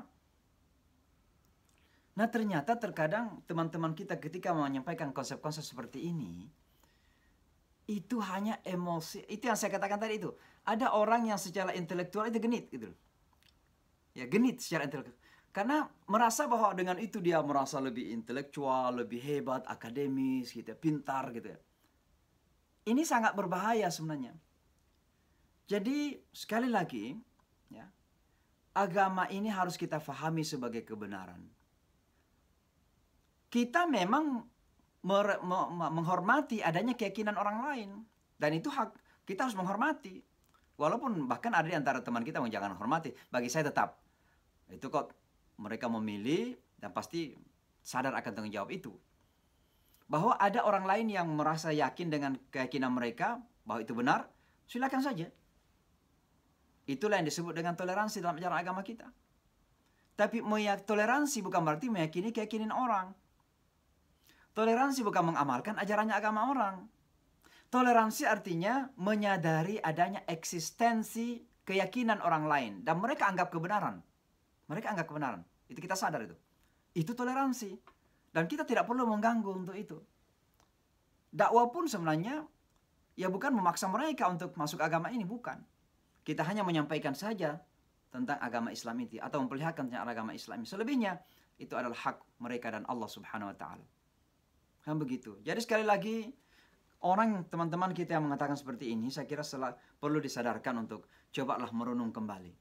Nah, terkadang sekali lagi itu hanya kegenitan-kegenitan intelektualitas sesaat yang kemudian pada saatnya ada masa-masa mereka akan sadar bahwa apa yang mereka pikirin, apa yang mereka anggap benar itu ternyata adalah sesuatu yang perlu dikoreksi. Nah, hijab ini ya, saya kira memang perlu pendalaman ya. Karena ada teman-teman yang dengan mudah mengatakan bahwa hijab itu adalah hanya budaya Arab ya. Kalau seandainya hanya budaya Arab, maka tentu Nabi tidak perlu menekankan. Karena sudah budayanya kok. Ngapain lagi Nabi menekankan? Tapi buktinya ketika Asma, adiknya Aisyah, sudah menginjak dewasa ketika itu, keluar dari ruangan, artinya nampak di publik gitu, tidak menutup kepala, Nabi mengatakan, ya Asma, kalau seseorang sudah mencapai akal balik, maka seharusnya nampak itu cuma ini dan ini, cuma wajah dan telapak tangan. Nah kalau seandainya budaya, ngapain Rasulullah mengatakan ini sudah budayanya? Tapi karena Nabi menekankan, berarti ya Nabi menekankan itu tidak mengucapkan dari hati, dari dirinya sendiri. Illa wahyun yuha, wahyu yang diwahyukan kepada Rasulullah SAW. Maka pastinya hijab itu adalah perintah agama kita. Hanya saja memang saya selalu mengatakan kepada saudara-saudari kita, cobalah pelajari. Kalau sekarang ini mungkin belum pakai hijab karena belum paham, ya coba belajarlah. Ya.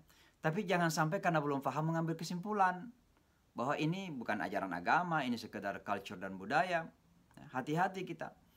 Saya kira lebih baik kita salah. Anggaplah misalnya saudara-saudari kita pakai hijab, tapi insya Allah ternyata itu budaya Arab, ya mungkin insya Allah nggak ada nilai kurangnya lah. Tapi kalau tidak memakai lalu mengatakan kultur dan budaya dan ternyata itu ajaran Islam, hati-hati kita. Hati-hati. Karena ini berat. Ya.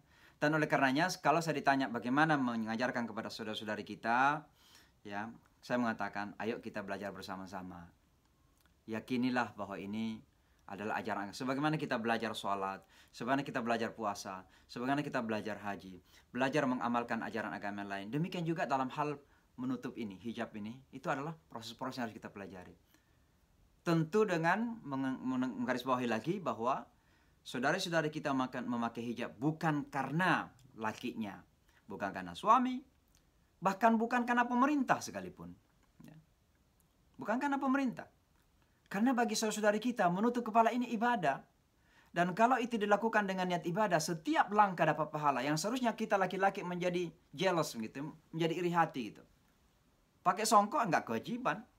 Kalau saya berjalan kemana-mana pakai songkok enggak dapat pahala. Tapi kalau saudara-saudari kita pakai jilbab, dia jalan keluar rumah, satu langkah dapat pahala. Beda dengan kami. Kami kan iri seharusnya. Jadi pakailah karena ingin mendapat pahala dari Allah, ridha dari Allah Subhanahu wa taala. Dan semua itu melalui proses pembelajarannya. Mudah-mudahan Allah Subhanahu wa taala memberikan hidayah kepada kita, menguatkan kita semua, memberikan taufik kepada kita semua insyaallah. Wallahu a'lam bishawab. Masya Allah, alhamdulillah, semoga terjawab pertanyaannya. Imam, ini masih ada beberapa pertanyaan. Saya lanjut terus ya Imam ya, karena boleh. Pak mulai panas ini sepertinya ini Imam nih. Imam, enggak apa-apa ya, saya lanjut ya beberapa pertanyaannya ya. Oke, baik. Baik, ini ada pertanyaan dari Hairun Nisa Raja. Salam Ustadz, saya ingin bertanya, ayah saya meninggal lebih awal dan beliau tidak berkesempatan untuk memeluk agama Islam. Hal ini menyedihkan beliau yang bertanya ya, menyedihkan saya karena saya tidak dapat mendoakan untuk beliau.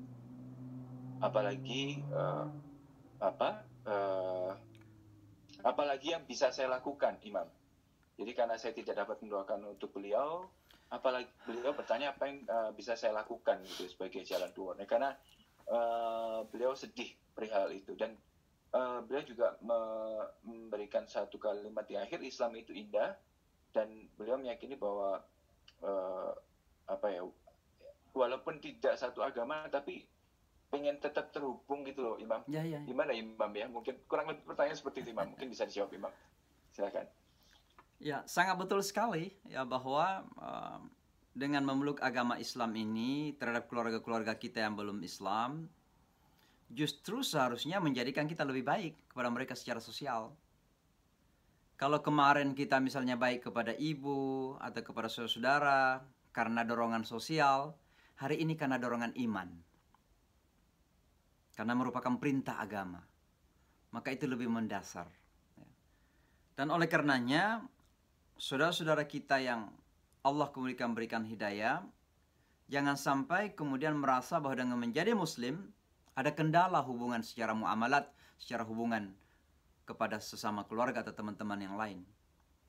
Tampilkanlah bahwa dengan menjadi muslim itu kita menjadi manusia yang lebih baik. Saya selalu mengatakan terjemahan muslim itu artinya manusia yang lebih baik. Lebih humble, lebih ramah, lebih bersahabat, lebih sering membantu, lebih bersih hatinya, lebih bersih pikirannya, kata-katanya lebih baik. Nah, itu artinya muslim. Maka kembali kepada pertanyaan tadi, sang ayah meninggal dan dalam keadaan belum menerima la ilaha illallah, memang mendoakan ampunan ini yang tidak diajarkan oleh Islam atau dilarang. Kenapa demikian? Karena ampunan itu kuncinya adalah tauhid, la ilaha illallah. Ya. Seolah-olah kalau kita ingin memasukkan ayah kita ke sebuah rumah, nah ternyata tidak ada kuncinya, kan tidak akan masuk juga. Walaupun kita paksa-paksa gitu. Maka la ilaha illallah itu adalah kunci pengampunan. Ya, dengan yakin dengan kepada la ilaha illallah, bahwa tiada Tuhan selain Allah, kita kesampingkan semua sembahan-sembahan yang disebut dengan syirik itu, maka itu yang kemudian membuka ampunan. Maka orang tua yang tidak punya la ilaha illallah, tidak percaya kepada keesaan Allah, maka dia tidak punya kunci untuk itu. Maka dilaranglah kita untuk seolah-olah memaksa Allah untuk mengampuni. Maka apa yang masih bisa dilakukan? Yang bisa dilakukan adalah lakukan yang terbaik apa yang pernah diajarkan oleh Allah, oleh orang tua. Misalnya orang tua menyuruh kita, mengajarkan kepada kita apa jujur, ya jujurlah. Orang tua pernah mengajarkan sering membantu, ya sering membantulah. Ketika melakukan itu ingat kepada ayah. Mudah-mudahan dengan itu Allah meringankan. Tidak tahu. Tapi lanjutkan apa yang baik dari sang ayah. Saya kira itu yang the least yang bisa kita lakukan. Karena memang ya ada larangan untuk meminta ampunan. Karena sekali lagi ada kunci di situ. Dan kuncinya nggak ada kebetulan. Ya. Dan oleh karena itu sekali lagi memang berat hati terkadang. Tapi agama memang demikian. Ada sesuatu yang terkadang ya tidak bisa kita ingin kalkulasikan secara logika semata, karena memang itu adalah bahagian dari akidah yang kita miliki. Tapi sekali lagi, lakukanlah yang terbaik yang pernah diajarkan oleh sang ayah yang telah mendahului. Mudah-mudahan dengan itu bisa meringankan. Apakah itu ayah dulu mengatakan seringlah bantu tetangga, atau ayah dulu pernah hubungan yang baik kepada seseorang, lanjutkan hubungan itu. Ya mungkin itu juga bisa menjadi jalan keringanan bagi sang ayah yang telah mendahului. Wallahu a'lam bishawab. Baik, terima kasih Imam atas jawabannya. Saya lanjut ke pertanyaan berikutnya dari Bapak Haji Prayitno. Izin bertanya Ustadz, satu, terkait agama tidak sekedar perasaan. Yang hendak beliau tanyakan adalah bagaimana kita memahami ayat yang menyebutkan apabila disebutkan nama Allah maka bergetar hatinya. Bagaimana bagi seorang muslim menyeimbangkan perasaan dan logika bagi seorang muslim. Itu yang pertama, Imam. Kemudian yang kedua, bagaimana kita memaknai perkembangan zaman, khususnya terkait terminologi yang berubah seiring dengan perkembangan zaman. Misalnya terminologi jihad yang pada awalnya diartikan sebagai berperang ya. Lalu di zaman sekarang berkembang maknanya menjadi jihad ataupun perang gitu ya, jihad dalam pena, dalam politik, dalam tinta, mungkin dalam tulisan dan makna lainnya. Seperti itu Imam. Silakan Imam. Baik, insyaallah. Jadi yang pertama tentang bagaimana mensinkronkan antara apa yang saya sampaikan tadi, bahwa agama bukan sekedar, saya tidak mengatakan bahwa tidak ada kaitan emosi, tapi bukan sekedar emosi. Jadi agama itu punya kaitan emosi. Seperti yang saya contohkan tadi, kalau agama kita dihina, kalau Rasul kita ini being insulted, dihina misalnya, maka hati kita sakit. Tapi kemudian bagaimana rasa emosi kita ini diekspresikan sejalan dengan agama itu. Jadi jangan mengekspresikan rasa agama dengan ekspresi yang justru bertentangan dengan agama. Atas nama membela Nabi kita membakar gedung misalnya kan. atas nama membela Nabi kita bunuh orang. Kita bunuh orang-orang yang tidak bersalah. Misalnya begitu. Nah itu kan paradoks. Kontra, pertentangan di situ. Maka rasa agama yang kita miliki tadi, bahkan ayat yang disebutkan tadi, wa idza dzukirallahu wajilat qulubuhum misalnya, maka itu akan terekspresi dalam bentuk perilaku sosial yang positif. Misalnya, innamal mu'minuna idza dzukirallahu wajilat qulubuhum. Orang-orang yang beriman itu kalau Allah disebut hatinya bergetar. Nah ini kan bukan sekedar ketika duduk di masjid, subhanallah bergetar hati kita. Atau di depan Ka'bah, depan multazam kita berdoa, ya Allah ampuni aku, menangis, meneteskan air mata. Nah sekarang gimana rasa emosi agama ini bisa membawa sebuah perilaku sosial. Maka getaran hati tadi karena kebesaran Allah itu akan berdampak kepada kejujuran kita dalam berbisnis, kejujuran kita dalam berpolitik, kejujuran kita dalam amanah publik misalnya. Korupsi bisa kita tiadakan, kita hilangkan bukan karena KPK, karena wajilat qulubuhum itu. Ini kan agama yang saya maksud seperti itu. Jadi jangan terhenti pada rasa emosi saja. Sehingga agama seolah-olah obat sesaat. Kita dalam masjid menangis, khusyuk. Tapi begitu kita keluar jadi manusia lain, ada double standard. Ada personalitas yang terbelah di situ. In one hand, pada satu sisi, kita punya personalitas yang sangat religius, agamis. Tapi di satu sisi kok bisa jahat gitu. Ini yang jadi masalah.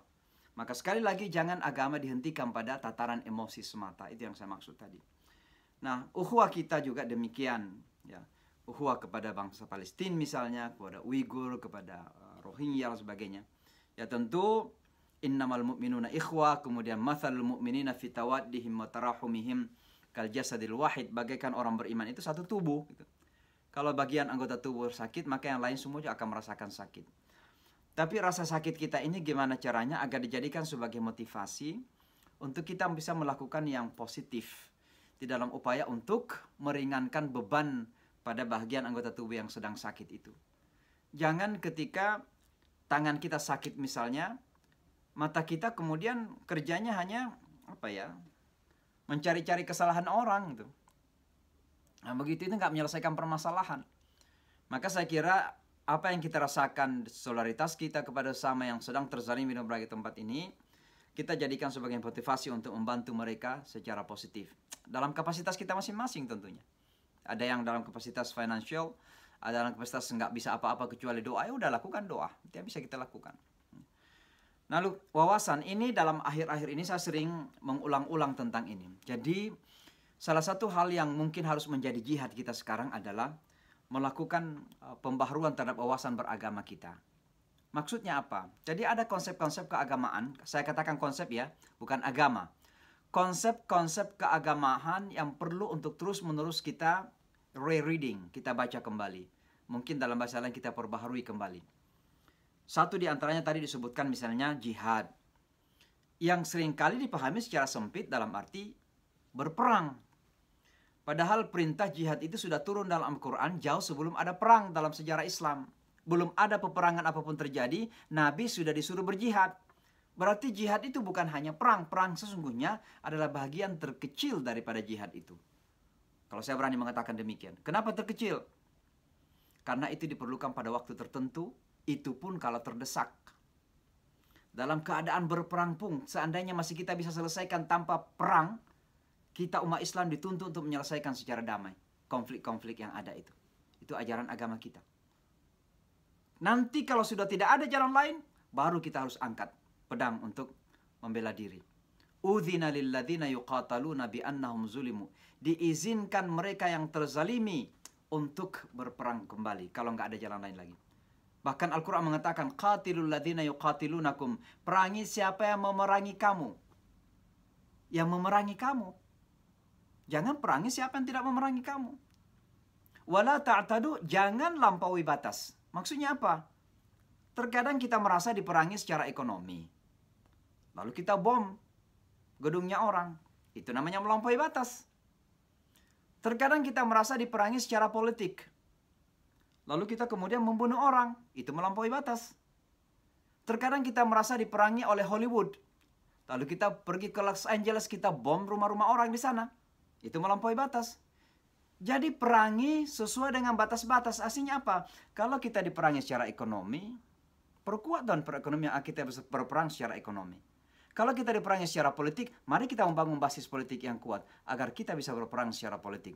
Kalau kita merasa diperangi secara budaya, kultur, ayo kita menciptakan budaya Islam yang solid agar budaya-budaya yang datang dari luar itu tidak mudah terpenetrasi ke dalam kehidupan kita. Sehingga kita tidak perlu apa yang datang dari Korea lah, apa yang datang dari Kolombia lah, apa yang datang dari India. Sementara kita nangis, joget di bawah pohon gitu, kayak gitu. Nah itu, jadi mari kita buat kultur dan budaya Islam kita sendiri gitu. Ini peperangan yang kita maksud itu. Nah, misalnya mati di jalan Allah juga demikian. Saya selalu mengulangi dalam hari-hari terakhir ini. Mati di jalan Allah itu harus dimulai dari hidup di jalan Allah. Jadi jangan selalu bermimpi instan mati di jalan Allah. Karena terlalu banyak makan Indomie gitu. Jadi mau mati instan gitu di jalan Allah. Kemarin-kemarin salatnya nggak terjaga, nggak pernah baik kepada orang, tiba-tiba mati di jalan Allah. Nah, kalau mau mati di jalan Allah, hidup di jalan Allah dong. Maka mari kita jalani Islam ini dengan baik. Kembali kepada Quran dan Sunnah. Kalau kita sudah jalani Islam ini dengan baik, insya Allah di atas tidur pun kalau kita mati di jalan Allah. Ini wawasan yang perlu kita perbaiki saya kira. Wallahu a'lam bishawab. Baik, Masya Allah, Alhamdulillah. Imam Syamsul ini waktunya 9.53 ya, sudah mendekati jam 10, kita sudah hampir 2 jam. Izin, ada 2 pertanyaan. Siap. Terakhir Imam, saya lihat ini simple, tapi mungkin jawabannya cukup panjang Imam. Jadi saya gabung saja. Yang pertama dari, sepertinya ini Bapak ya, Bapak Wajat Enem Songo. Ada beberapa pertanyaan dari beliau, tapi saya pilih satu saja. Jadi beliau bertanya sebagai orang awam, pendapat siapa yang sebaiknya diikuti? Oh maaf Imam, yang saya pilih adalah begini Imam. Apa maksud dari hadis perbedaan di antara umatku adalah rahmat Imam? Jadi untuk Bapak Wajat Enem Songo ini pertanyaannya adalah apa maksud dari hadis perbedaan di antara umatku adalah rahmat? Itu yang pertama. Kemudian Imam yang terakhir, mohon maaf ya Bapak Ibu, ini tidak semua pertanyaan mungkin karena waktu kita terbatas. Yang terakhir ada dari Bapak Nur Hadi Banten. Apa beda iman dan agama? Bagaimana beragama tapi tidak sholat? Apakah sama saja dengan tidak beriman, Imam? Seperti itu. Ya, baik. Silakan, Imam. Baik. Jadi yang pertama tentang hadis yang sekarang para ulama kita mengatakan bahwa itu adalah ungkapan dan bukan hadis. Ada yang mempertanyakan itu. Ikhtilafu ummati rahmah. Perbedaan yang ada di kalangan umatku itu adalah rahmah. Bagaimana memahaminya? Saya kira anggap walaupun ini bukan hadis, tapi secara substansi, secara esensi saya kira benar adanya. Bahwa terkadang perbedaan-perbedaan itu asal ditempatkan pada tempat yang proporsional dan disikapi secara dewasa, itu justru membawa banyak blessings, banyak membawa keberkahan, kebaikan-kebaikan. Kenapa? Karena perbedaan-perbedaan yang ada itu dan perbedaan yang saya maksud tentu diikat oleh umatku, berarti ada dalam ruang kebenaran gitu. Ya, jadi dalam ruang kebenaran. Selama dalam ruang kebenaran, perbedaan-perbedaan yang ada itu sama dengan memberikan kepada kita alternatif-alternatif. Mungkin contoh kecil begini. Dalam hal fikih misalnya, ada perbedaan pandangan tentang ketika bersentuhan laki perempuan, tentang wudhu. Dan itu semua berasal dari satu ayat yang sama. Aula mastumun nisa. Atau kamu menyentuh wanita. Nah, dari satu ayat, dari dalil yang sama, minimal ada 4 pendapat kan yang kita kenal. Ada pendapat yang mengatakan, pokoknya laki perempuan sentuh, wudhu lagi. Apakah itu istri, apakah itu perempuan lain atau laki lain, apakah itu ada keinginan, apakah itu direncanakan, pokoknya sentuhan harus wudhu. Tidak direncanakan pun harus wudhu. Itu Imam Syafi'i misalnya, atau sebagian dari pendapat Imam Syafi'i.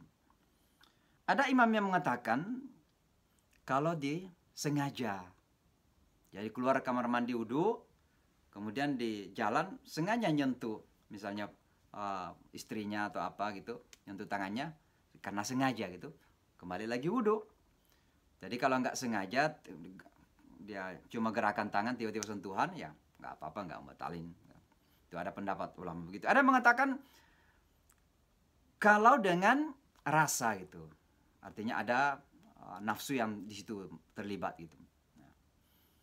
Tapi ada lagi yang mengatakan ada nafsu tidak menjadi masalah karena yang dimaksud di situ adalah bukan lamasa, bukan lamsun, bukan sentuhan biasa, tapi lamasa, mulamasa dalam bahasa Arab itu. Makanya ayat mengatakan au lamastu, panjang lanya. Itu menghasilkan kata mulamasa. Kata mulamasa itu lebih dalam dari sekedar sentuhan. Maka dia artikan bahwa yang membatalkan wudhu itu ketika terjadi hubungan suami istri. Imam Ahmad misalnya kan. Nah, ini kan ada perbedaan pendapat ini. Minimal 4 yang kita kenal. Nah, sekarang kalau kita Syafi'i rata-rata dari Indonesia misalnya sedang haji, kita kenal bagaimana banyaknya orang di Masjidil Haram. Salah satu persyaratan daripada tawaf itu adalah harus wudhu. Nah, sekarang yang tawaf kan laki perempuan campur baur gitu. Dan bukan orang sedikit. Kamar mandinya jauh di luar. Apakah setiap kali kemudian bersentuhan dengan perempuan kita pergi wudhu lagi karena kita bermadzhab Syafi'i gitu? Itu salah satu bentuk rahmatnya. Disitulah pendapat, kalau begitu mah saya ikut saja misalnya pendapatnya Imam Ahmad misalnya yang paling ringan, yang mengatakan arti daripada sentuhan di situ adalah hubungan suami istri. Jadi tetap aman dengan pendapat tersebut. Nah, ini kan saya kira banyak contoh-contoh yang lain lah ya, dalam hal-hal yang lain ya, tentang perbedaan sebagai rahmat ini. Tapi sekali lagi, perbedaan-perbedaan ini bisa membawa rahmat kalau kita sikapi satu. Ditempatkan pada tempat yang benar. Ditempatkan pada tempat yang proporsional. Dan yang paling penting adalah disikapi secara dewasa dan lapang dada. Bukan secara kekanak-kanakan dan egois. Ini yang banyak terjadi ini.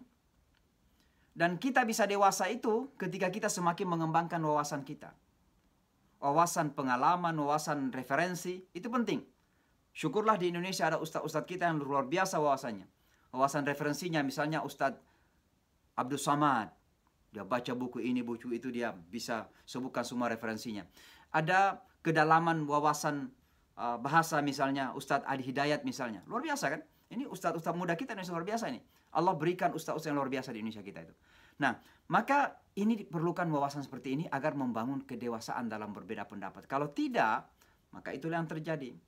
Itulah yang terjadi, kita merasa paling benar. Terkadang kita ke masjid dan kita lihat, cara angkat tangannya ini kurang sunnah, yang paling sunnah saya. Padahal lagi sholat nih, dia merhatiin orang angkat tangan gitu. Lalu dia merasa sholatnya paling hebat. Padahal sholat sambil merhatiin orang. Sholatnya hebat enggak? Jadi merasa sholatnya yang paling hebat, padahal sholatnya yang paling tidak diterima. Kenapa? Karena dia sholat sambil merhatiin orang, nyalah-nyalahin pula. Ini karena ketidakdewasa dalam menyikapi perbedaan-perbedaan itu. Jadi mari kita dewasalah. Kalau dari Pak Nur Hadi tadi tentang iman dan agama, jadi iman itu adalah esensi agama, itulah fondasinya ya. Makanya iman ini kesimpulannya itu ada pada al-yakin. Wabil akhiratihum misalnya yuqinun, itu ada pada iman kita. Idza tuliyat alaihim ayatuhu zadatuhum imana, atau idza dzukirallah wajilat qulubuhum, bergetar hati. Karena memang esensinya ada di situ.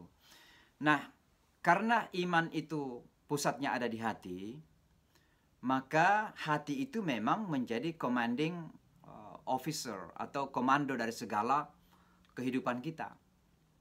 Nah, kehidupan kita itulah agama sesungguhnya. Jadi agama kita, kehidupan kita semuanya terkait dengan agama. Cara kita berucap, cara kita melihat, cara kita berpikir, cara kita berkarakter, itu semuanya masuk dalam kata agama.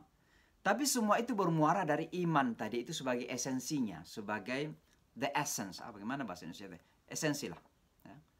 Jadi pokoknya cheese-nya itu, santannya itu ada pada iman itu. Kalau iman yang ada di hati kita ini benar, maka insya Allah mudah-mudahan cara beragama kita benar. Dalam arti cara memandang, cara berkata, cara berpikir, cara bersikap kita benar. Itulah yang diekspresikan dalam hadis Rasulullah SAW. Ala inna fil jasadi mudghah, ada segumpal darah pada diri kita ini. Kalau baik, baik semua seluruh tubuh kita ini. Kalau rusak, rusak semuanya. Ala wahiyal qalb, itulah hati kita. Karena hati itu, iman itu ada pada hati kita. Bagaimana dengan orang yang merasa beragama tapi tidak sholat? Kalau dia masih punya nilai iman, ya, dan masih yakin bahwa sholat itu wajib, sholat itu rukun Islam, tapi for whatever the reason, alasan apa saja, mungkin karena dia lagi lengah, mungkin karena imannya lagi ketika itu lagi lemah karena banyak lingkungan yang mendukung menjadikannya lemah, lalu kemudian dia tidak sholat, tapi tetap meyakini bahwa itu wajib, itu rukun Islam, maka insya Allah dia tetap dikategorikan sebagai orang beriman secara hati, tapi ada kekufuran secara amal. Maka Nabi mengatakan, man taraka sholata muta'ammidan maqad kafara. Siapa yang meninggalkan sholat, maka dia kafir. Ada dua kemungkinan di situ. Bisa kafir hati, dalam arti ketika memang sudah tidak yakin bahwa sholat itu adalah ajaran Islam atau sholat itu penting, tidak yakin lagi, maka itu berarti sudah betul-betul sudah copot imannya di situ. Tapi kalau masih yakin, tapi dia tidak mengamalkan, maka dia sedang kafir amal namanya. Jadi perilakunya, amalnya yang mengalami kekufuran di situ. Insya Allah kalau dalam keadaan meninggal dalam keadaan seperti itu, dia akan dibersihkan, tapi akan selamat karena ada iman. Tapi kalau ternyata imannya betul-betul sudah tidak mungkin sholat tadi, meninggal dalam keadaan seperti itu, wal'iyazubillah, mudah-mudahan Allah menjaga, maka berarti dia meninggal dalam keadaan tidak iman. Wallahu a'lam bishawab. Baik, Masya Allah, Alhamdulillah. Bapak Ibu semua, demikian penjelasan dari Imam Syamsi Ali atas pertanyaan Bapak Ibu semua ya. Semoga bisa menjawab dan menambah keimanan kita kepada Allah Subhanahu wa Ta'ala. Bapak Ibu semua, sedikit menyimpulkan dari apa yang disampaikan Imam Syamsi pada pagi hari ini ya, sesi terakhir ya. Tapi sesi ini insya Allah tadi ada beberapa pertanyaan sebelum saya simpulkan. Apakah ini akan bisa dilanjut setelah sesi selesai, Imam? Dan tadi saya sempat baca informasi dari Bu Irma, mudah-mudahan ya kita coba kalkulasi waktunya lagi, lihat waktu longgarnya, mudah-mudahan menjadi program berkelanjutan ya Imam Syamsi ya. Insya Allah. Mudah-mudahan, insya Allah. Sehingga kita bisa belajar bersama dengan beliau dan informasi-informasi lainnya yang terupdate di perkembangan Islam di sana kita bisa dapatkan. Nah, kesimpulannya adalah bahwa Islam itu sangat indah. Islam itu kebenaran. Jadi ketika berbicara Al-Quran, hadis ya Al-Quran, itu Allah sudah menjamin bahwa Al-Quran itu nggak akan bisa rusak gitu, nggak akan pernah bisa dibuat rusak. Yang dibuat rusak oleh orang-orang yang musuh Islam adalah cara pandang manusia terhadap Islam, terhadap kebenaran. Jadi Bapak Ibu, semoga apa yang disampaikan beliau tadi itu menambah keimanan kita dan keluarga ya. Jadi mari kita terus mengkaji sehingga kita selalu dekat dengan kebenaran, insya Allah. Baik, Imam, sebelum saya melanjutkan Imam dengan beberapa informasi dari panitia, ada beberapa update ya. Mungkin Imam bisa di closing dengan doa dulu, Imam. Baik, insya Allah Bapak Ibu sekalian, saya menyampaikan jazakumullah khair. Terima kasih banyak. Mudah-mudahan Allah Subhanahu Wa Taala memberikan pahala untuk Bapak dan Ibu dan untuk kita semua, dan memberikan keberkahan kepada kita, keberkahan ilmu, keberkahan amal, keberkahan hidup. Dan kita dijaga tentunya di atas jalan yang benar, di atas siratul mustaqim insya Allah. Makanya kita berdoa, mudah-mudahan sekali lagi apa yang kita lakukan secara sederhana ini memberikan nilai tambah di dalam upaya kita menjadi muslim yang lebih baik insya Allah. Allahumma amin. Alhamdulillah bil alamin hamdan yuafi ni'amahu kafi mazidah. Rabbana lakal hamdu wa lakal syukru kama yanbaghi li jalali wajhikal karim wa 'azim sultanik. اللهم اهدنا واهد بنا واجعلنا سببا لمن اهتدى. اللهم أرنا الحق حقا وارزقنا اتباعه وأرنا الباطل باطلا وارزقنا اجتنابه. يا مقلب القلوب ثبت قلوبنا على دينك ويا مصرف القلوب صرف قلوبنا لطاعتك. ربنا لا تزغ قلوبنا بعد إذ هديتنا وهب لنا من لدنك رحمة إنك أنت الوهاب. ربنا آتنا في الدنيا حسنة وفي الآخرة حسنة وقنا عذاب النار. تقبل منا إنك أنت السميع العليم وتب علينا إنك أنت التواب الرحيم. وصلى الله تعالى وبارك على نبينا محمد وعلى آله وصحبه أجمعين برحمتك يا أرحم الراحمين. Amin. Amin. Masya Allah. Imam Syamsi Ali, terima kasih atas semua penjelasan tadi. Mudah-mudahan Allah selalu merahmati Imam, menjaga Imam dan keluarga, menyehatkan Imam dan keluarga untuk semakin bermanfaat untuk kami semua, untuk kita semua, umat Islam Indonesia khususnya.